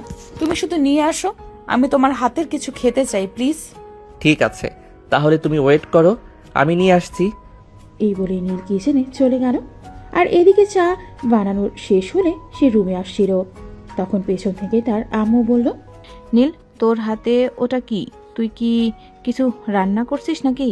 না মানে আসলে আমি মনে আমার হাতে বানানো চা খেতে চাইছিলাম, তাই আমি ওর জন্য একটু চা বানালাম, কিন্তু আদৌ সেটা খাবার উপযোগ্য কিনা সেটাই তো বুঝতে পারছি না। যে ছেলেটা কোনো দিন নিজের হাতে ট্যাবলেট দিয়ে ভাত পর্যন্ত খায় না, সে কিনা আজ বউয়ের জন্য চা বানিয়েছে। সত্যি বলতে হয়, বিয়ের পর ছেলেরা সত্যি বদলে যায়। আচ্ছা ঠিক আছে, যা। নীল তখন আর কোনো কথা না বলেই নিজের রুমে চলে আসলো। সে রুমে এসেই দেখতে পেল নেহা বিছানায় বসেই তার জন্য অপেক্ষা করছে। সে আসা মাত্রই নেহা বিছানা থেকে নেমে থাকে, বলতে লাগলো, এত তাড়াতাড়ি তুমি নিয়ে আসলে? আমি তো ভেবেছিলাম অনেকক্ষণ সময় লাগবে। যাই হোক, তাড়াতাড়ি দাও, আমার আবার পছন্দের জিনিস তাড়াতাড়ি খেতে ইচ্ছে করে। এই নাও, খেয়ে বলো কেমন হয়েছে। ওয়াও, অসাধারণ, সুপার। সত্যি তোমার হাতের চা অনেক মজা হয়েছে। আজ থেকে তুমি প্রতিদিন আমাকে বিকেলবেলা চা বানিয়ে খাওয়াবে। কি হলো, তুমি কথা বলছো না কেন? তুমি আমাকে চা বানিয়ে খাওয়াবে তো? আচ্ছা ঠিক আছে, তুমি যদি খেতে চাও তাহলে আমি তোমাকে প্রতিদিন বিকেলে আমার হাতে এক কাপ চা বানিয়ে দেব। এখন এটা শেষ করে তাড়াতাড়ি পড়তে বসো। অতঃপর পড়া শেষ হলে সবাই মিলে রাতের খাবার খেতে ডাইনিং টেবিলে গেল। তখনই নীলের আম্মু নেহাকে বলল, নেহা আম্মু, তোমার জামাইয়ের হাতে চা কেমন হয়েছিল? অসাধারণ, একদম সুপার। আমার কাছে খুব ভালো লেগেছে। ও তাই? আসলে নিজের জামাই বানিয়েছে বলে কথা, খারাপ হলেও তো আর খারাপ বলা যাবে না, তাই না? আরে না আম্মু, তুমি যে কি বলো না, অনেক ভালো হয়েছে। আমি ভালো হয়েছে বলেই তো ভালো বলছি। এরপর নীলের আম্মু আর কোনো কথা বলল না, কারণ তিনি খুব ভালো করেই জানেন এখন যদি নেহা কোনো একটা কথা রাখলেও পায় তাহলে খাবার টেবিলে এসে সংসদ বসিয়ে দেবে, আর সেখানেই যত রাজ্যের যত কীর্তিকলাপ সব শুরু করে দেবে। তাই কথা না বাড়িয়ে খাবারটা শেষ করাটাই উত্তম। খাওয়া দাওয়া শেষ হলে সবাই নিজেদের রুমে চলে গেল। নেহা রুমে এসে নীলকে বলতে লাগলো, আচ্ছা জামাই, তুমি যে বলেছিলে আমাকে আম্মুর বাসায় নিয়ে যাবে, কবে নিয়ে যাবে? তুমি চাইলে কালকে কলেজ ছুটির পর আমি তোমাকে নিয়ে যেতে পারি। আচ্ছা ঠিক আছে, তাহলে তাই চলো। আসলে ওই বাড়িতে আমার একটা বিড়াল আছে, বিড়ালটাকে ছাড়া আমার আবার ভালো লাগে না। তাই ভাবছি ওই বাড়িতে গিয়ে আমি আমার বিড়ালটাকে নিয়ে আসব। ঠিক আছে, তাহলে কাল সকালে একেবারে রেডি হয়ে তারপর কলেজে যেও। তাহলে কাল ওখান থেকেই তোমাকে ওই বাড়িতে নিয়ে যাব। এখন ঘুমিয়ে পড়ো দেখি, রাত 11টা বেজে গেছে। তা না হলে আবার সকালবেলা ঘুম থেকে উঠতে পারবে না। ঠিক আছে, ঘুমাবো, কিন্তু তার আগে আমায় একটু আদর করে দাও, তাহলেই ঘুমিয়ে পড়বো। আচ্ছা ঠিক আছে, তুমি আমার বুকের উপর এসে শুয়ে পড়ো, আমি তোমার মাথায় হাত বুলিয়ে দিচ্ছি, তারপরে তুমি ঘুমিয়ে পড়ো। আমি কি এটার কথা বলেছি? আমার বান্ধবীরা বলেছে যাদের বিয়ে হয় প্রতিদিন রাতে নাকি তাদের জামাই তাদের আদর করে ঘুম পাড়িয়ে দেয়। আমি ওইভাবে আদর করে ঘুম পাড়িয়ে দেওয়ার কথাই বলেছি। হ্যাঁ, আমিও তো তোমাকে সেটাই বলছি, তুমি আমার বুকের উপর এসে ঘুমিয়ে পড়ো। থুর বোকা জামাই আমার, কিচ্ছু বোঝে না। তোমাকে কি আমি এই কথা বলেছি? ওরা নাকি কি সব করে, আমি ওসব করতে চাই। প্লিজ আমাকে ওইভাবে আদর করে ঘুম পাড়িয়ে দাও। আচ্ছা দেখো, আমি তো তোমায় ভালোবাসি, আমি কি তোমায় মিথ্যা কথা বলতে পারি? আমি তোমাকে আমার বুকের উপর শুইয়ে মাথায় হাত বুলিয়ে দিয়ে ঘুম পাড়িয়ে দিচ্ছি, আর তোমার বান্ধবীরা তোমায় মিথ্যে কথা বলেছে, কারণ ওরা তো তোমায় ভালোবাসে না, তাই। তুমি সত্যি বলছো তো? ওরা আমাকে ভুল কথা বলেছে। তাহলে কাল ওদের আমি বুঝিয়ে দেব আমাকে মিথ্যা বলার ফল কি। এই বলে নেহা নিজের বুকের ওপর সে শুয়ে পড়ল, আর তারপর নীল তাকে মাথায় হাত বুলিয়ে দিতে দিতে ঘুম পাড়িয়ে দিল। পরের দিন সকাল 6টা বাজতে না বাজতেই নেহা ঘুম থেকে উঠে পড়ল আর নীলকে ডাকতে লাগলো, ওই জামাই জামাই, কি হলো, তুমি এখনো ঘুম থেকে উঠছো না কেন? তুমি না আমাকে বলেছিলে সকাল সকাল ঘুম থেকে উঠতে, তাহলে তুমি এখনো ঘুমাচ্ছ কেন? নীল তখন ঘুম ঘুম চোখে তাকিয়ে দেখল সবেমাত্র সকাল 6টা বেজে 5 মিনিট হয়েছে। তাই সে নেহাকে বলল, নেহা, এখনো সময় হয়নি, তুমি আরেকটু ঘুমাও, সময় হলে আমি নিজেই তোমাকে ডেকে দেব। ঠিক আছে, তাহলে আমি ঘুমাচ্ছি। এরপরে কিন্তু তুমি আবার আমাকে এইটা বলতে পারবে না যে আমার কারণে যাতে লেট হয়েছে। আমি কিন্তু তোমাকে সকাল সকালেই ডেকে দিয়েছিলাম। আচ্ছা বাবা, ঠিক আছে, কোনো সমস্যা নেই, আমি তোমাকে কোনো দোষ দিব না। আমি মোবাইলে অ্যালার্ম দিয়ে রেখেছি, অ্যালার্ম বাজলেই ঘুম থেকে উঠে তোমাকে ঘুম থেকে জাগিয়ে দেব। এখন তুমি নিশ্চিন্তে ঘুমাও, সময় হওয়ার আগেই তুমি ঘুম থেকে উঠতে পারবে। অতঃপর নেহা আবারও নীলকে জড়িয়ে ধরে ঘুমিয়ে পড়ল। সকাল 8:30টার দিকেই নীল ঘুম থেকে উঠল আর নেহাকে ঘুম থেকে জাগিয়ে দিল। তারপর দুজনেই ফ্রেশ হয়ে নিল। জামাই, আজকে তো আমরা ওই বাসায় যাব। এখন তুমি আমাকে বলো আমি কোন ড্রেসটা পরবো। নেহা, এখন তো তুমি কলেজে যাবে, তাহলে এখন তুমি কলেজের ড্রেসটাই পরো, আর তোমার পছন্দ মতো একটা ড্রেস তোমার কলেজ ব্যাগে নিয়ে নাও। কলেজ ছুটি হলে ওয়াশরুমে গিয়ে ওটা পরে নিও। আমি তো পছন্দ করতে পারছি না, তাই তো তোমাকে বললাম কোন ড্রেসটা নিব সেটা তুমি বলে দাও। আর এখন কিনা তুমি আমাকে বলছো আমার পছন্দ মতো নিতে। আচ্ছা ঠিক আছে, দাঁড়াও, আমি তোমাকে পছন্দ করে দিচ্ছি। এই নাও, এই ড্রেসটা তোমাকে দারুণ মানাবে। এটা তুমি কলেজ ব্যাগে নিয়ে নাও। কলেজ ছুটি হলে ওয়াশরুমে এটা চেঞ্জ করে নিও। ওয়াও, সত্যি এটা অনেক সুন্দর। জামাই তোমার পছন্দ আছে বলতে হবে। ঠিক আছে জামাই, তোমাকে ধন্যবাদ। এখন নিচে চলো। অতঃপর দুজন নিচে চলে আসতো। নেহা নিচে এসে তার শাশুড়ি আম্মুকে বলল, আম্মু, আমরা আজ ওই আম্মুর বাসায় যাব। জামাই আমাকে নিয়ে যাবে। ও আচ্ছা, এই ব্যাপার, ঠিক আছে যাও। তোমরা কি আজ ও বাসায় থাকবে নাকি চলে আসবে? নেহা যদি থাকতে চাই তাহলে থাকতে পারে, আমার কোনো সমস্যা নেই। কাল ওখান থেকে ওকে কলেজে দিয়ে আমি ভার্সিটি চলে যাব। আরে না জামাই, এটা তুমি কি বলো? আমরা কেন ওই বাসায় থাকতে যাব? আমরা এই বাসায় চলে আসব। রাতেই আমার ওখানে একদম ভালো লাগে না, তাই ওখানে থাকবো না। সব মেয়েরাই তো বিয়ের পর বাবার বাড়ি যাওয়ার জন্য একদম উতলা হয়ে থাকে, কিন্তু তোমার ক্ষেত্রে তার বিপরীত কেন? কি সমস্যা বলো তো শুনি। আমার ওখানে যেতে মন চায় না, বেশি যাব না, শুধু আম্মু বলেছে তাই যাচ্ছি, তা না হলে তো যেতামই না। নীল তখন আর কোনো কথা বলল না, চুপচাপ খাবারটা খেয়ে বাসা থেকে বের হয়ে পড়ল। তারপর নেহাকে আর কলেজে পৌঁছে দিয়ে সে ভার্সিটিতে চলে গেল বিকেলবেলা। ভার্সিটিতে ছুটি হতেই সে নেহার কলেজের সামনে চলে আসতো।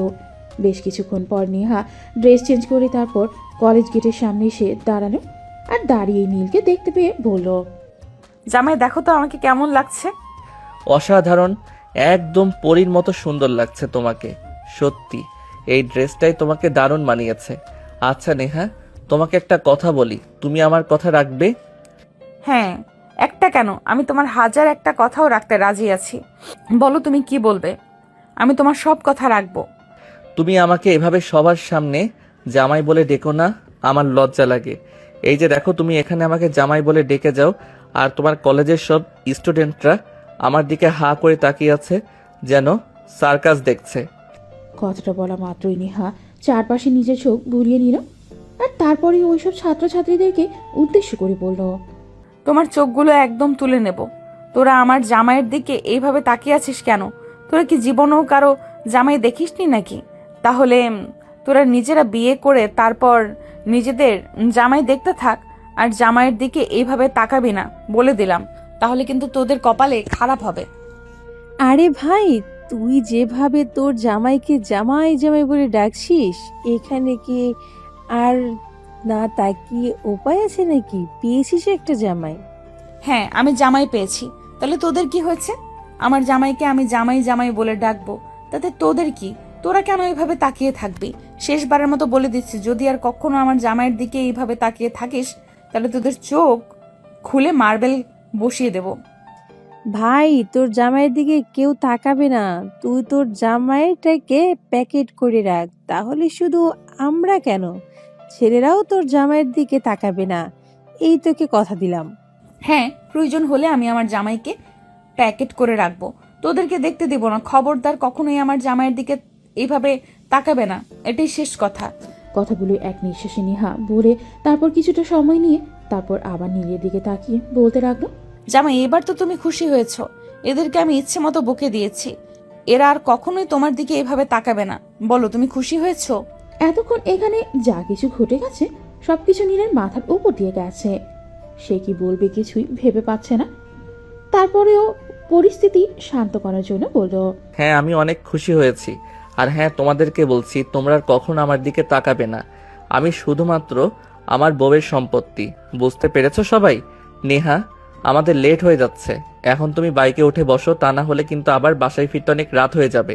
নেহা তখন আর কোনো কথা না বলে চুপচাপ বাইকে উঠে বসলো আর নীল বাইক চালাতে শুরু করলো। পাশে একটা সুপার শপের সামনে এসে নীল বাইকটা দাঁড় করালো আর তখনই নেহা নীলকে প্রশ্ন করলো, কি ব্যাপার, কি হলো? আমাদের বাসায় তো এখান থেকে আরো অনেকটা দূরে, তাহলে তুমি এখানে বাইকে দাঁড় করিয়েছো কেন? কোনো সমস্যা হয়েছে নাকি? আরে না, প্রথমবার শ্বশুর বাড়িতে যাচ্ছি, খালি হাতে যাব নাকি? চলো ওখান থেকে কিছু কেনাকাটা করে নেই। আরে না, একদমই না, ওটা তো আমার নিজেরই বাড়ি, ওখানে যাচ্ছি, তাহলে কিছু নিতে হবে কেন? শুধু শুধু পয়সা নষ্ট করতে হবে না, চলো তো যাওয়া যাক। নেহা, তুমি না আমার সব কথা শোনো, তাহলে এখন তুমি আমার কথা শুনছো না কেন? আমি তোমাকে কি বললাম আর তুমি আমাকে কি বলছো? চলো ভিতরে, ওখান থেকে কিছু ফলমূল আর কিছু মিষ্টি কিনে নেই। তখনই হঠাৎ নীলের বলা কথাগুলো নেহার মনে পড়ে গেল। তাই নেহা আর কোনো কথা বলল না, চুপচাপ নীলের সঙ্গে ভেতরে চলে গেল। আর নীল তখন কিছু ফলমূল আর কিছু মিষ্টি কিনে নিল শ্বশুরবাড়ি যাওয়ার জন্য। আর তারপর দুজনেই আবারও বাইকে উঠে রওনা দিল শ্বশুরবাড়ির উদ্দেশ্যে। প্রায় 20 মিনিট পর নেহাদের বাড়ির সামনে এসে নীল বাইক দাঁড় করালো। বাইক থেকে নেমে নেহা দৌড়ে গেটের সামনে গিয়ে কলিং বেল চাপ দিতে লাগলো। একটানা কলিং বেল চেপে যাচ্ছে, এটা দেখে নীল তাকে বলল, আরে বাবা, এরকম পাগলের মতো কাণ্ড কেউ করে নাকি? বাড়িতে সবাই হয়তো ব্যস্ত আছে, তাই দরজা খুলতে একটু লেট হচ্ছে। একটু অপেক্ষা করো, কেউ এক্ষুনি এসে দরজা খুলে দেবে। আরে সবার এত কিসের কাজ? ওরা জানে না এখানে আমার জামাই এসেছে, আর আমার জামাই এখানে বাড়ির বাইরে দাঁড়িয়ে আছে, আর তারা কাজ নিয়ে পড়ে আছে। তখনই নেহার আম্মু এসে দরজা খুলে দিল। আর নেহাকে দেখে উনি বললেন, আরে নেহা, তুই? জামাই কেমন আছে? রাখো তোমার জামাই, সে কখন থেকে কলিং বেল চাপ দিয়ে যাচ্ছি, দরজা তো খুলছেই না কেন? জানো না আমি আমার জামাইকে নিয়ে এসেছি? আমার জামাইটা সেই কখন থেকে দরজার বাইরে দাঁড়িয়ে আছি। আমার জামাইটার বুঝি পা ব্যথা করে না? আসলে মা, ভেতরে একটু কাজ করছিলাম, তাই আসতে একটু দেরি হয়ে গেছে। I am so sorry. তাছাড়া তোরা তো ফোন দিয়ে আসিসনি। যদি জানতাম তোরা আসবি তাহলে তো আমি দরজার সামনেই দাঁড়িয়ে থাকতাম। ঠিক আছে, এখন ভেতরে চলো, তবে নেক্সট টাইম থেকে যখন আসবো তখন যেন দরজা খুলতে আর 2 মিনিটও দেরি না হয়। এবারের মতো ক্ষমা করে দিলাম। নেহা প্লিজ, এরকম করে না। উনি তোমার আম্মু হয়, উনার সঙ্গে ভদ্রভাবে কথা বলো। উনি তো বললেন উনি কাজ করছিলেন, তাহলে তুমি কেন ওনার সঙ্গে এরকম আচরণ করছো? তুমি আবার কেন আম্মুর হয়ে ওকালতি করছো? তোমাকে না বললাম তুমি কারোর হয়ে আমার সঙ্গে কথা বলবে না? তুমি আমার 10টা না 5টা না একমাত্র জামাই, আর তুমি 1 মিনিট ধরে দরজার বাইরে দাঁড়িয়েছিলে। তোমার পাগুলো বুঝি ব্যথা করে না? আরে না বাবা, আমি একদম ঠিক আছি। এখন দয়া করে তুমি তোমার মুখটা বন্ধ করো আর ভিতরে চলো। আমি কিন্তু রেগে যাচ্ছি বলে দিলাম। আচ্ছা ঠিক আছে, এই যে আমি আমার মুখ বন্ধ করলাম, আর কোনো কথাই বলবো না। এবার তো তুমি খুশি? অতপর নেহা আর কোনো কথা না বলেই বাড়ির ভেতরে চলে আসতো। নেহা বাড়িতে আসতেই তার ছোট ভাই নিলয় দৌড়ে আসতো আর নেহাকে জড়িয়ে ধরে বলতে লাগলো, আরে আপু, তুই কোথায় চলে গেছিলি? আমি তো তোকে অনেক খুঁজেছি কিন্তু কোথাও খুঁজে পাইনি। এখন তুই কোথা থেকে এসেছিস? কিডন্যাপার বুঝি তোকে আটকে রেখেছিল? এই ছেলেটাকে তোকে কিডন্যাপ করেছে বল আমায়। আরে না, এটা আমার জামাই, আমি একে বিয়ে করেছি আর এর সঙ্গেই থাকি। আর এই শোন, একদম দুষ্টুমি করবি না আমার জামাইয়ের সঙ্গে, তাহলে কিন্তু তোকে মেরে তক্তা বানিয়ে দেব। ও মানে এটা আমার দোলা ভাই? দোলা ভাই, কেমন আছো তুমি? এই তো শালা বাবু, আলহামদুলিল্লাহ ভালো আছি। তোমার কি অবস্থা? তুমি কেমন আছো? এই তো দোলা ভাই, ভালো আছি। দোলা ভাই, তুমি আমার সঙ্গে ক্রিকেট খেলবে? আমার না ক্রিকেট খেলতে খুব ভালো লাগে। প্লিজ চলো না একবার ছাদে যাই। এই না, একদম নয়। তোকে আমার খুব ভালো করেই চেনা আছে। তুই মিথ্যে কথা বলে আমার জামাইকে নিয়ে যাবি, আর তারপর আমার জামাইকে নিয়ে গিয়ে ব্যথা দিবি। এটা আমি থাকতে কখনোই হতে দেব না। নেহা এরকম করে না, ও ছোট মানুষ, ও কি এত কিছু বোঝে নাকি? ও আমাকে কোনো ব্যথা দেবে না। আমি ওর সঙ্গে যাচ্ছি, তুমি এখানে থাকো। না, তাহলে আমিও তোমার সঙ্গে যাব, কারণ আমি একে একদমই বিশ্বাস করি না। কোন সময় কোন কাজ করে বসবে তার কোনো ঠিক ঠিকানা নেই। আমি যাব তোমার সঙ্গে। আচ্ছা ঠিক আছে, তাহলে তাই চলো। এরপর নীল, নেহা আর নিলয় দুজনকে নিয়ে ছাদে চলে আসতো। সেখানে বেশ কিছুক্ষণ ওদের সঙ্গে গল্পগুজব করলো আর খেলাধুলা করলো। তখন প্রায় সন্ধ্যা হয়ে আসছে। তখন নীল নেহাকে বলল, নেহা সন্ধ্যা হইয়া আসলো, বাসায় যেতে হবে তো, চলো এবার। ও হ্যাঁ, এটা তো আসলে আমার মনেই ছিল না, তুমি মনে করিয়ে দিয়ে ভালো করেছো। চলো এবার যাওয়া যাক। এই বলে নেহা, নীল, নিলয় তিনজনেই নিচে চলে আসতো। নেহা নিচে এসেই বলতে লাগলো, আম্মু, ওই আম্মু, কোথায় তুমি? তাড়াতাড়ি আসো, আমি আমার জামাইকে নিয়ে চলে যাচ্ছি। আরে এটা তুই কি বলছিস? তোর মাথা কি খারাপ হয়ে গেছে নাকি? এই তো একটু আগেই আসলি তোরা, তো কোনো খবর দিয়ে আসিসনি। আমি রান্নাবান্না করছি, গেলেও রান্নাবান্না শেষে খাওয়া দাওয়া করে তারপর যাবে। তাছাড়া আমি তোর বাবাকে এইমাত্র ফোন দিয়ে বলেছিলাম, তোর আব্বু বলল আজ থেকে যেতে। না, একদমই নাই। আমি তোমাদের বাড়িতে আর থাকবো না।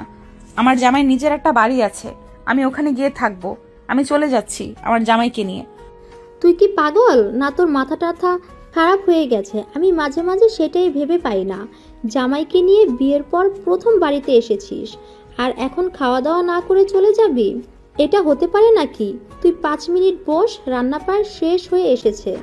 বললাম তো আমার হাতে সময় নেই, সন্ধ্যা হয়ে গেছে।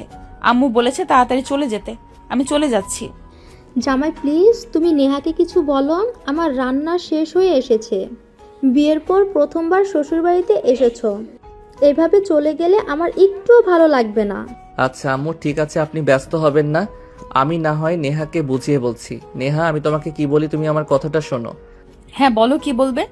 দেখো আম্মু, আমাদের দুজনের জন্য অনেক কষ্ট করে রান্না বান্না করেছে। আমরা যদি এখন এভাবে এখান থেকে চলে যাই তাহলে আম্মুর মনে অনেক কষ্ট লাগবে। তুমি প্লিজ একটু শান্ত হয়ে বসো, আম্মুকে রান্নাটা শেষ করতে দাও। আমি তো বললাম আমি রাত হলেও তোমাকে নিয়ে বাসায় চলে যাব, তাহলে তুমি এত অস্থির কেন হচ্ছ? ঠিক আছে, তুমি যখন বলছো তাহলে আমি একটু শান্ত হয়ে বসছি। তবে তোমাকে কিন্তু আমি 10 মিনিটের বেশি সময় দেব না। তোমার যা করার এই 10 মিনিটের মধ্যেই করতে হবে। নেহার এই কথা শুনে নেহার আম্মু তাড়াতাড়ি রান্নাঘরে চলে গেলেন আর তারপর তাড়াতাড়ি করে রান্নার কাজ শেষ করলেন। রান্না শেষ করে তিনি তাদেরকে খেতে দিলেন। খাওয়া দাওয়া শেষ হলেই নীল আর নেহা দুজনেই বাসার উদ্দেশ্যে রওনা দিল। বাসায় এসে পৌঁছাতে পৌঁছাতে রাত প্রায় 8টার মতো বেজে গেল। বাসায় আসতেই নীলের আম্মু নেহাকে বলল, কি ব্যাপার নেহা, এত তাড়াতাড়ি চলে আসলে কেন? আম্মু, এই বাড়িতে আমার একদম ভালো লাগে না, তাই তাড়াতাড়ি চলে এসেছি। বলো, আমি ভালো করিনি? হ্যাঁ, তুমি একদম ভালো কাজ করেছো। যাও, এখন যাও, ফ্রেশ হয়ে ঘুমিয়ে পড়ো। এরপর নীল আর নেহা দুজনেই কোনো কথা না বলেই রুমে গিয়ে চুপচাপ ঘুমিয়ে পড়ল। এভাবে কাটছিল দিনগুলো, ঠিক স্বপ্নের মতো। নেহার বাচ্চামিগুলো ঠিক যেন কম ছিলই না। নীলের কাছে এগুলো বিরক্ত লাগে না, ভালোই লাগে। সেও নেহারি বাচ্চামি স্বভাবগুলোকে ভালোবাসে। তার খুব ভালো লাগে নেহা যখন বাচ্চাদের মতো কিছু আবদার করে সেটা পূরণ করতে। খুব ভালো আর সুখে কাটছিল তাদের দিনগুলো। কিন্তু সেই দিনগুলো আর খুব বেশি দিন স্থায়ী হলো না। হঠাৎ করে একদিন নীল আর নেহা কলেজে যাচ্ছিল, তখনই তাদের বাইক অ্যাক্সিডেন্ট করে নিল। নীল খুব একটা ব্যথা না পেলেও নেহার মাথায় প্রচণ্ড আঘাত লাগে। নেহাকে হসপিটালে ভর্তি করা হয়। ডক্টর জানায় নেহার অবস্থা খুবই খারাপ। মাথায় খুব আঘাত পাওয়ার ফলে অবস্থা খুবই খারাপ হয়েছে। মাথা থেকে প্রচণ্ড রক্তক্ষরণ হয়েছে। সে বাঁচবে কিনা তাতেও সন্দেহ। ডক্টর প্লিজ, আপনি যেভাবে হোক মেয়েটাকে একটু ভালো করে দেন। যত টাকা লাগে আমি দেব।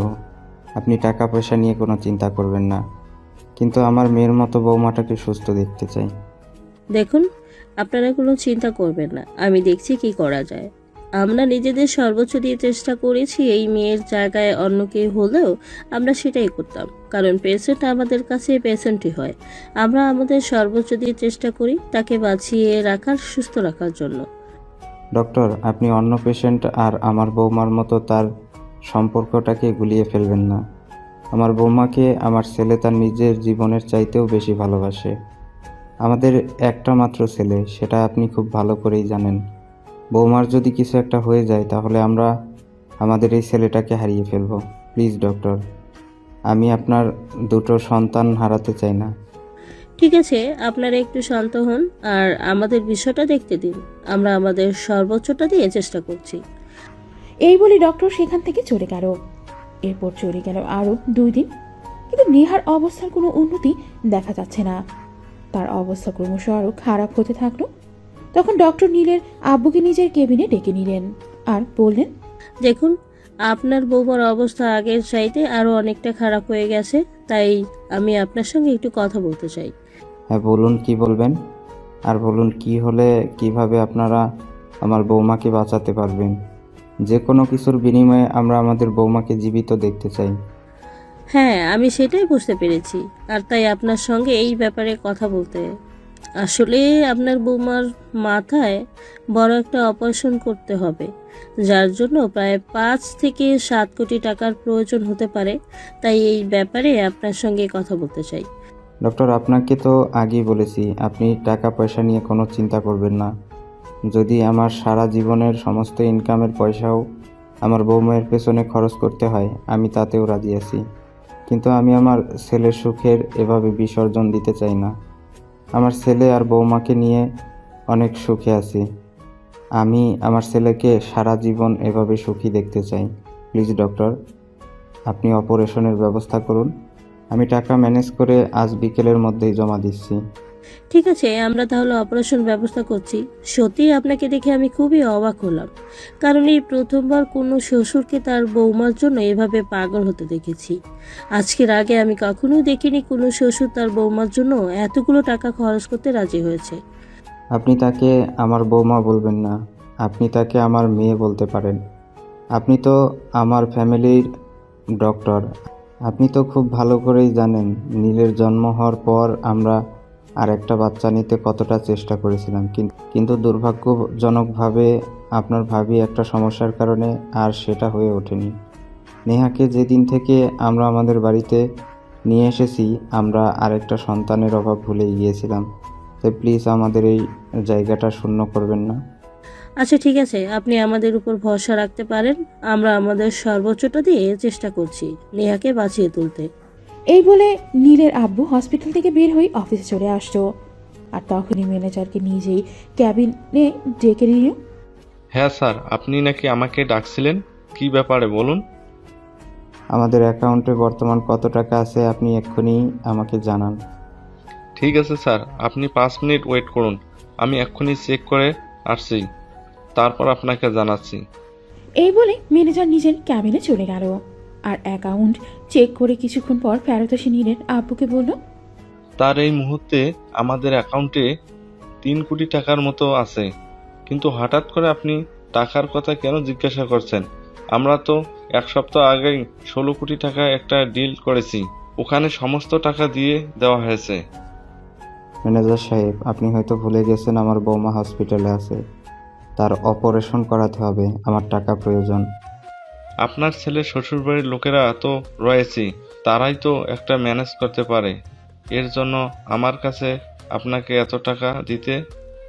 ম্যানেজার সাহেব, আপনাকে আমি আমার ফ্যামিলির বিষয়ে কথা বলার পারমিশন কিন্তু দেইনি।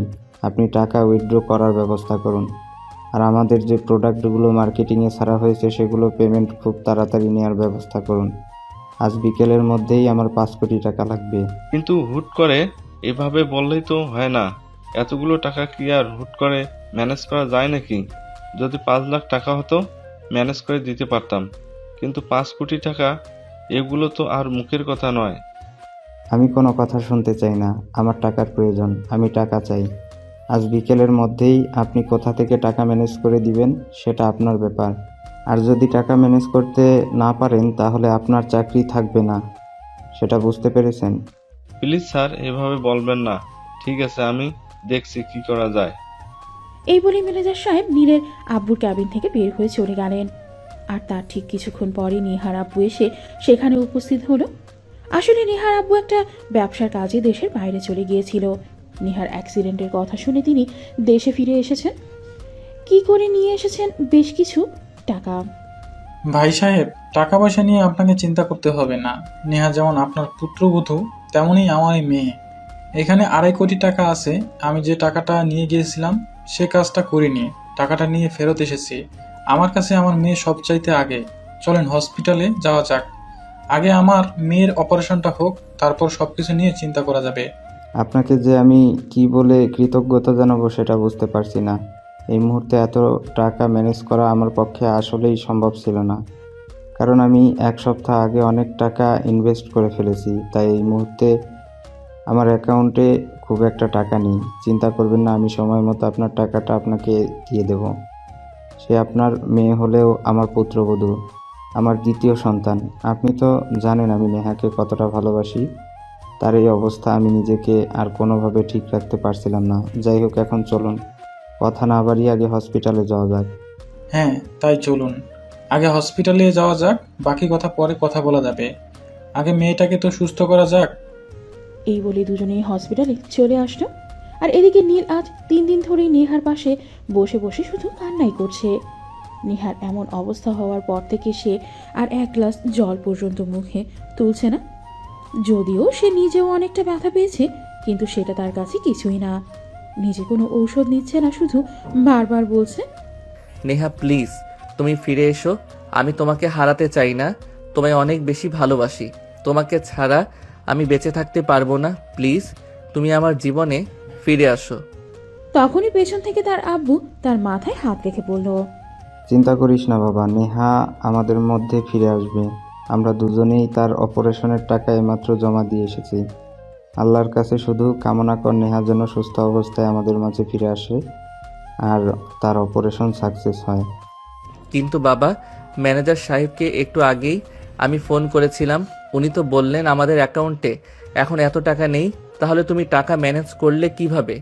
তোর শ্বশুর আজকে বাংলাদেশে ফিরে এসেছে, উনি টাকাটা দিয়েছে, চিন্তা করিস না, আমি সময় মতো টাকাটা ওনাকে ফেরত দিয়ে দেব।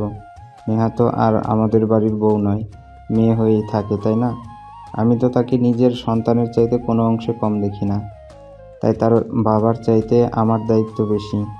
ঠিক আছে বাবা, থ্যাংক ইউ সো মাচ। তোমাকে যে আমি কি বলে কৃতজ্ঞতা জানাবো সেটাই বুঝতে পারছি না আমার জীবনে। নেহা না থাকলে আমি বেঁচে থাকবো না। প্লিজ বাবা, এভাবে বলিস না। নেহার জন্য শুধু তোর একার খারাপ লাগছে সেরকমটা কিন্তু নয়, আমাদেরও কিন্তু অনেক খারাপ লাগছে, কিন্তু কি করব, এটা জাস্ট একটা অ্যাক্সিডেন্ট। প্লিজ বাবা, তুই নিজেকে শান্ত কর। আর নেহার অপারেশন আজ রাতেই হবে, তারপর দেখা যাক আল্লাহ পাক আমাদের কপালে কি রেখেছে। তুই একটা কাজ কর, বাসায় গিয়ে গোসল করে তারপর 2 রাকাত নফল নামাজ পড়ে আল্লাহর কাছে তোর নেহাকে ভিক্ষা চা। আল্লাহ যেন তোকে তার নেহাকে ফিরিয়ে দেয়। হ্যাঁ বাবা, তুমি একদম ঠিক কথাই বলেছ। তোমরা এখানে থাকো, আমি বাসায় যাচ্ছি। এই বলে নীল হসপিটাল থেকে বের হয়ে সোজা বাসায় চলে আসলো। আর তারপর গোসল করে উজু করে নামাজে দাঁড়িয়ে পড়লো। 2 রাকাত নফল নামাজ পড়ে আল্লাহর কাছে নেহাকে চাইলো আর অনেকক্ষণ কান্নাকাটি করলো। তারপর তাড়াতাড়ি হসপিটালতে এসে দেখে নেহাকে ওটিতে নিয়ে যাওয়ার জন্য রেডি করা হচ্ছে। নীল তখনও সেখানে দাঁড়িয়ে কান্না করছে। ডাক্তার তখন তাকে বলল, নীল, প্লিজ তুমি এভাবে কান্না করো না, নিজেকে শান্ত করো। আমরা তো আমাদের সর্বোচ্চটা দিয়ে চেষ্টা করছি নেহাকে ফিরিয়ে আনতে। প্লিজ ডক্টর, আপনারা যেভাবে পারেন আমার নেহাকে আমার কাছে ফিরিয়ে এনে দিন। আমি নেহাকে ছাড়া থাকতে পারবো না। আমার নিঃশ্বাস বন্ধ হয়ে আসছে। ওকে ছাড়া আমি আমার একটা সেকেন্ডও কল্পনা করতে পারি না।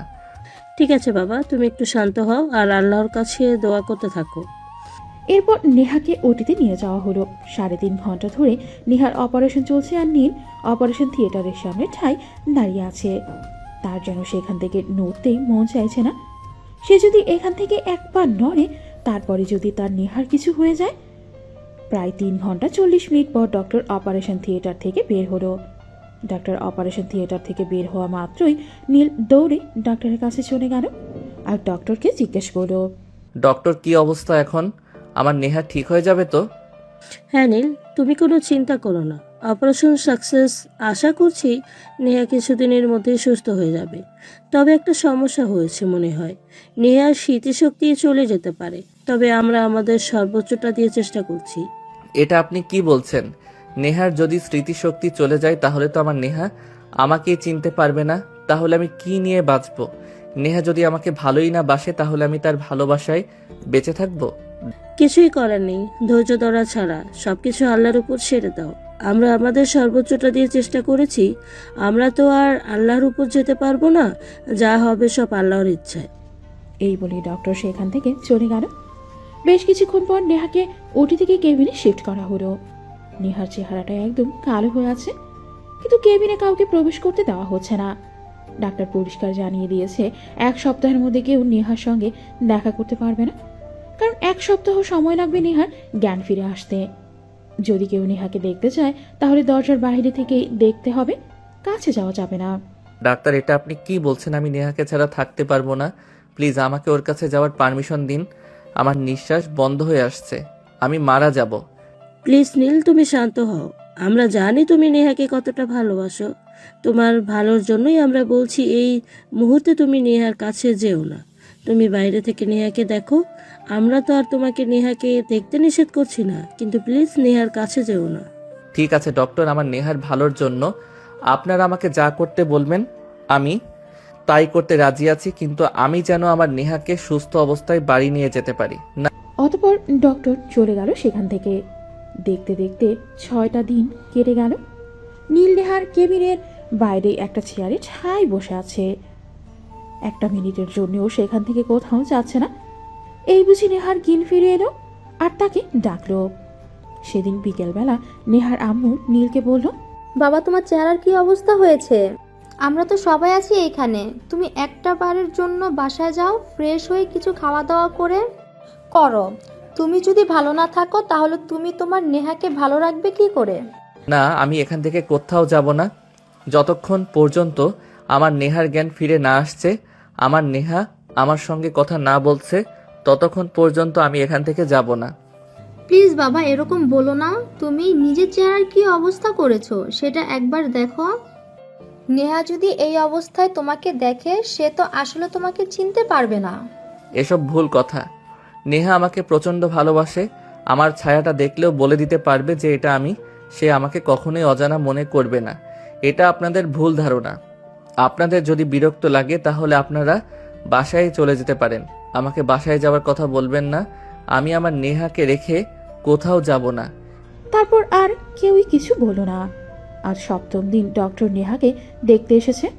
ডক্টর ক্যাবিন থেকে বের হওয়া মাত্রই নীল তার সামনে গিয়ে দাঁড়ালো আর বলল, কি ব্যাপার ডক্টর, আমার নেহা কেমন আছে? আপনি তো বলেছিলেন আজ নেহার জ্ঞান ফিরে আসবে, কিন্তু এখনো নেহার জ্ঞান ফিরে আসলো না কেন? অপেক্ষা করো, হয়তো আজ বিকেলের মধ্যেই নেহার জ্ঞান ফিরে আসতে পারে। এই কথা বলে ডাক্তার সেখান থেকে চলে গেল। নীল তখনও কেবিনের বাইরে ঠায় দাঁড়িয়ে আছে। বিকেল প্রায় 3টার দিকে নেহার জ্ঞান ফিরে আসলো। তখনই একজন সিস্টার এসে নীলকে খবরটা দিল। নীল খবর পাওয়া মাত্রই কেবিনে চলে গেল। কিন্তু দুর্ভাগ্যজনকভাবে ডক্টরের কথাই সত্যি হলো। নেহার স্মৃতিশক্তি চলে গেল। নীল যখন নেহার সামনে দাঁড়িয়ে আছে তখন নেহা নীলকে প্রশ্ন করল, কে আপনি আর আমি এখানে হসপিটালে কি করে এলাম? নেহা, আমি নীল। আমি তোমার নীল, তোমার ভালোবাসার নীল। I am so sorry Neha, please তুমি আমাকে ক্ষমা করে দাও। সেদিন অনেক চেষ্টা করেও তোমাকে অ্যাক্সিডেন্টের হাত থেকে বাঁচাতে পারলাম না। আরে বাবা, আজব তো। কে আপনি? আপনি আবার আমার ভালোবাসার মানুষ হলেন কবে থেকে? আপনাকে তো এর আগে আমি কোনোদিন দেখিইনি। নেহা, এসব তুমি কি বলছো? তুমি আমাকে চিনতে পারছো না? তুমি তোমার ভালোবাসার মানুষটাকে চিনতে পারছো না, যাকে তুমি সব সময় জামাই জামাই বলে ডাকতে? আরে মিস্টার, আপনার কি মাথা খারাপ হয়ে গেছে নাকি? কি সব পাগলের মতো কথা বলছেন? আপনি এখান থেকে যান। আমার মাথাটা এমনিতেই খারাপ লাগছে, প্লিজ আর খারাপ করবেন না।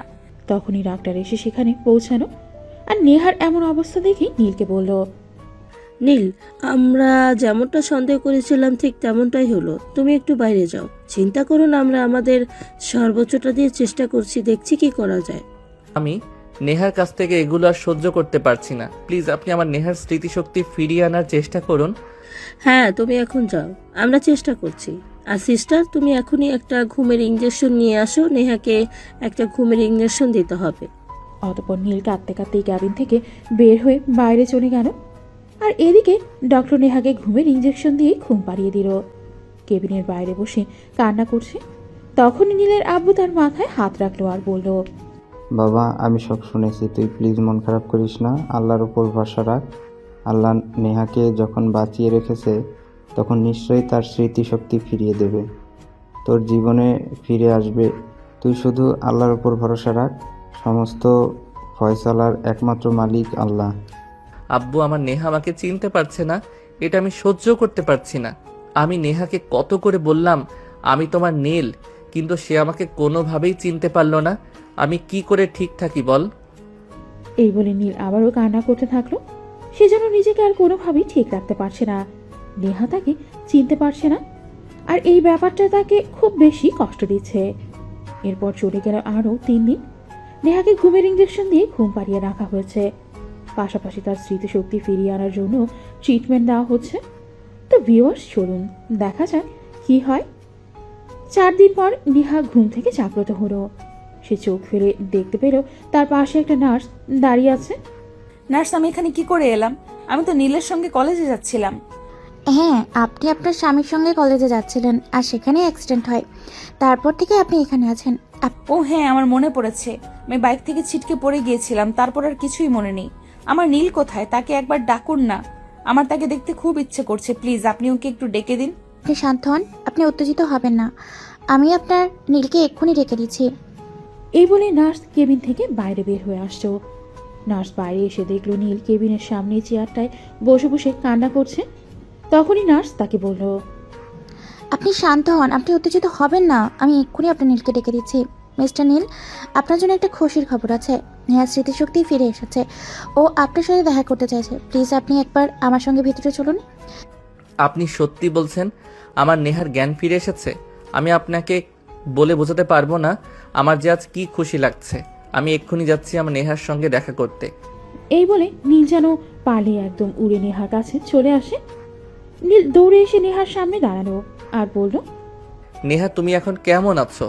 তুমি জানো একটাবার তোমার মুখ থেকে আমার নামটা শোনার জন্য কতটা অপেক্ষা করেছিলাম। আল্লাহর কাছে কতবার কান্না করেছি আল্লাহ যেন তোমাকে আমার কাছে ফিরিয়ে দেয়। তুমি কেমন আছো এখন বলো না আমায়। এই তো আমি ভালো আছি। তুমি কেমন আছো? সেদিন যখন বাইক থেকে ছিটকে পড়ে গেলাম তারপর তো আর আমার কিছুই মনে নেই। তুমি ব্যথা পাওনি তো?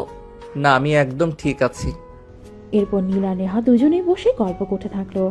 প্রায় 5 মিনিট পর নার্স সেখানে ফিরে আসলো আর নীলকে বলল, আপনি প্লিজ বাইরে যান। এখনই ওনার সঙ্গে এত কথা বলা যাবে না। ওনার মাথার উপর কোনো প্রেশার দেওয়া যাবে না, তাহলে আবার ওনার স্মৃতিশক্তি চলে যেতে পারে। ঠিক আছে, আমি এমন কিছু করতে চাই না যেটা আমার নেহার জন্য ক্ষতিকর হবে।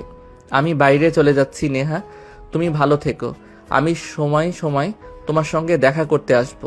জানো না আজ আমার কত খুশি লাগছে। কতদিন পর তোমার মুখ থেকে একটু কথা শুনতে পেলাম। আল্লাহ আমার ডাক শুনেছেন। আল্লাহ তোমাকে আমার কাছে ফিরিয়ে দিয়েছেন। আল্লাহর কাছে লাখো কোটি শুকরিয়া। এই কথা বলতে বলতে নীল কেবিন থেকে বের হয়ে চলে আসলো। এরপর চলে গেল প্রায় আরও 1 মাস। নেহা এখন আল্লাহর রহমতে অনেকটাই সুস্থ।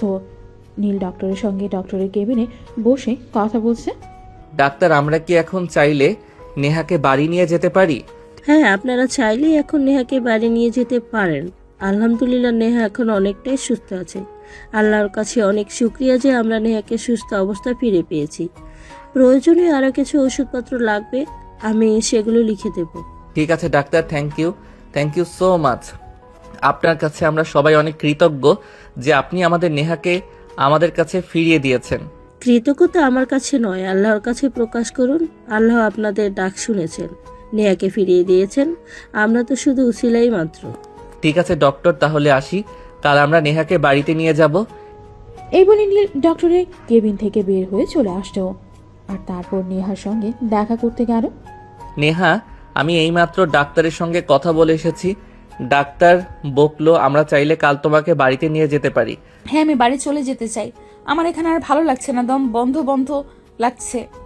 দরজা বন্ধ, ঘর বন্ধ। সারাক্ষণ শুয়ে বসে থাকতে থাকতে আমার একটুও ভালো লাগে না। ঠিক আছে, তোমাকে আর এখানে থাকতে হবে না। কালকেই তোমাকে বাসায় নিয়ে যাব। অতঃপর দুজন বসে বসে বেশ কিছুক্ষণ গল্পগুজব করলো আর তারপর ঘুমিয়ে পড়লো। পরের দিন সকাল 8টার দিকে বাসা থেকে সবাই চলে আসলো নেহাকে বাড়িতে নিয়ে যাওয়ার জন্য। আরে তোমরা তো দেখি একদম গোষ্ঠী শুদ্ধ সবাই চলে এসেছো এখানে। এটা হসপিটাল নাকি বিয়ে বাড়ি সেটাই তো বুঝতে পারতেছি না। এত কিছু তোমার বুঝতে হবে না মা, তুমি আমাদের জীবনে ফিরে এসেছো, এটাই আমাদের অনেক, জানো না, এটাই আমাদের জন্য অনেক, জানো না। আল্লাহর কাছে কত করে চেয়েছি, আল্লাহর রহমতে আল্লাহ তোমাকে আমাদের কাছে ফিরিয়ে দিয়েছে। আল্লাহর কাছে লাখো কোটি শুকরিয়া। তাই বলে এইভাবে গোষ্ঠী শুদ্ধ সবাই হসপিটালে চলে আসতে হবে নাকি? আমি তো বাড়িতে গিয়ে সবার সঙ্গে দেখা করতে পারতাম। কত বড় একটা বিপদের পর তুমি আমাদের সবার মাঝে ফিরে এসেছো। এইটুকু তো তোমার জন্য একদমই কম হয়ে গেল। আরো বেশি করা উচিত ছিল। যাই হোক, এখন চলো বাড়ি যাওয়া যাক। এই বলে নীল নেহাকে নিজের কোলে তুলে নিল, তারপর বাড়িতে এনে বসিয়ে দিল। প্রায় 8 ঘন্টা পর সবাই মিলে বাড়িতে এসে পৌঁছালো আর আবার বাড়িটাকে অনেক সুন্দর করে সাজানো হয়েছে, যেরকমটা নীলের বিয়ের দিন সাজানো হয়েছিল। আজ নেহা এই বাড়িতে ফিরে এসেছে, এতে সবাই অনেক আনন্দিত। তাই আবারও নতুন করে আর একটু আনন্দ করার জন্য বাড়িটাকে এত সুন্দর করে উৎসবমুখর পরিবেশ করা হয়েছে। আমি বুঝতে পারছি না তোমরা সবাই কেন এরকম করছো। আমি তো আর এই বাড়িতে নতুন নয়, তাহলে এত আয়োজন করার কি আছে? আল্লাহ তোমার স্মৃতিশক্তির সঙ্গে তোমার বুদ্ধিটাকেও জাগিয়ে দিয়েছেন। আসলে প্রথমবার যেদিন তুমি এই বাড়িতে এসেছিলে সেদিন তুমি ছোট্ট বাচ্চার মতো ছিলে, আর আজ তুমি পরিপূর্ণ যুবতী।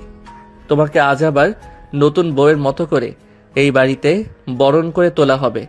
তখনই নেহা একটা দুষ্টুমি মার্কা হাসি দিয়ে নীলের কানের কাছে মুখটা নিয়ে বলল, তাই নাকি? তাহলে তো ওগুলো এখন দিতে হবে।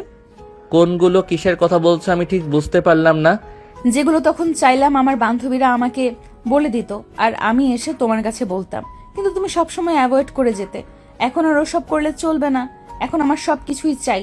এখন কি সবার সামনে দিয়ে দেব নাকি রুম পর্যন্ত আগে যাবে? সে তোমার ইচ্ছা, আমার কোনো সমস্যা নেই। তুমি যদি সবার সামনে দিতে পারো তাহলে আমি সবার সামনেই নিতে পারবো, আমার কেন লজ্জা করবে? আসলেই তুমি একটা পাগলি। তোমারই তো। অতঃপর নীলের আম্মু আরও একবার নেহাকে বরণ করে বাড়িতে তুলে নিল। সবাই মিলে অনেক আনন্দ উল্লাস করতে লাগলো। আর এদিকে নীলের আম্মু নেহার জন্য নিজের হাতে অনেক রকম রান্না করেছেন, আর সেই সঙ্গে বেশ কিছু মিষ্টিও বানিয়েছেন নিজের হাতে স্পেশালি একমাত্র পুত্রবধূর জন্য। যাই হোক, রেখে খাওয়া দাওয়া করা শেষ করে নীল তার বন্ধুদের নিয়ে নিজের রুমটাকে সুন্দর করে সাজিয়ে নিল। রাত আনুমানিক তখন 11টার মতো হবে বাজে। নীলের আম্মু পুত্রবধূকে নিজের হাতে সাজিয়ে দিলেন, আর তারপর নীলের ওরাও রুমে নিয়ে আসতেন। রুমে পৌঁছে দিয়ে তিনি নেহাকে বললেন, যাও, আজ থেকে নতুন জীবনটা সুন্দর করে শুরু করো। তোমার জন্য অনেক শুভকামনা রইল। নেহা তখন তার শাশুড়ি আম্মুকে সালাম করলো আর তার কাছ থেকে আশীর্বাদ নিয়ে রুমে পা বাড়ালো। সে রুমে ঢোকার কিছুক্ষণ পরে নীল রুমে চলে আসতো, আর তারপর দরজাটা বন্ধ করে নেহার কাছে এসে দাঁড়ালো। নেহা তখনই নীলকে পা ছুঁয়ে সালাম করতে যাচ্ছিল, কিন্তু নীল তাকে সেটা করতে না দিয়ে টান দিয়ে নিজের বুকের সঙ্গে মিশিয়ে নিল আর বলল, প্রিয়তমা বউ আমার, তোমার জায়গা আমার পায়ে নয়, আমার বুকে। তোমাকে আমি তখনও ততটা ভালোবাসতাম এখন যতটা ভালোবাসি, কিন্তু একটু তফাৎ হয়ে গেছে। সেটা আর বলতে হবে না, আজ পুরোটাই সুদে আসলে বুঝে নেব। ঠিক আছে, তোমার যা করার ইচ্ছে তুমি তাই করো, কিন্তু তার আগে চলো 2 রাকাত নফল নামাজ পড়ে নেই। তোমাকে আমার জীবনে আবারও নতুন করে ফিরে পেয়েছি, তার জন্য তো আল্লাহর কাছে শুকরিয়া জ্ঞাপন করতে, শুকরিয়া জানাতে হবে, তাই নয় কি? হ্যাঁ, তাই চলো। আল্লাহ পাক রাব্বুল আলামিন আবারও আমাকে নতুন করে জীবন দান করেছেন। চলো 2 রাকাত নফল নামাজ পড়ে আল্লাহর কাছে শুকরিয়া জ্ঞাপন করি আর আমাদের নতুন জীবনের জন্য আশীর্বাদ নেই। এই বলে নীল আর নেহা দুজনেই নামাজ পড়তে দাঁড়িয়ে গেল। নামাজ শেষ হওয়া মাত্রই নেহাকে নীল কোলে তুলে নিল। এটা দেখে নেহা বলতে লাগলো, আরে আরে কি করছো তুমি? তুমি আমাকে কোলে তুললে কেন? আমি তো এক্ষুনি পড়ে যাব, আর পড়ে গেলে তো ব্যথা পাবো। চুপ, একদম কোনো কথা বলবে না। আমার শরীরে কি কোনো শক্তি নাই নাকি যে তুমি আমার কোল থেকে পড়ে যাবে? এই বলে নেহাকে নিয়ে নীল বিছানায় চলে আসতো। জান, আমি সত্যি কল্পনা করিনি তোমাকে আমি আবারও আমার জীবনে নতুন করে ফিরে পাবো। আমাদের ভালোবাসাটা যে সত্যি ছিল, তাই তো আল্লাহ আমাদের দুজনকে আবারও এক করে দিল।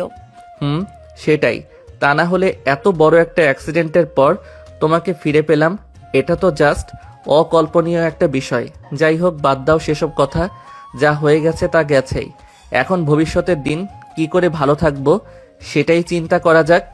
আগে আমার এতদিনের ভালোবাসাগুলো সুদে আসলে ফিরিয়ে দাও, তারপর ভবিষ্যতে চিন্তা করা যাবে। তাই নাকি? আচ্ছা ঠিক আছে, চলো তাহলে শুরু করা যাক। অতঃপর নীল নেহাকে নিজের আরো কাছে টেনে নিল, আর তারপর তাদের ভালোবাসার সূচনা পর্ব শুরু করলো। আর ভালোবাসায় দুনিয়ার আরো একটা নতুন ভালোবাসার গল্পের সূচনা করলো। আরে আপনারা এখনো কি করছেন? চলুন আমরা এখান থেকে বিদায় হই। লুকিয়ে লুকিয়ে কারো বাসর ঘরের কথা শুনতে হয় না। সুপ্রিয় ভিউয়ার্স, আজকের গল্পটা এই পর্যন্তই ছিল। গল্পটা কেমন লেগেছে কমেন্টে জানাতে ভুলবেন না কিন্তু। আল্লাহ হাফেজ।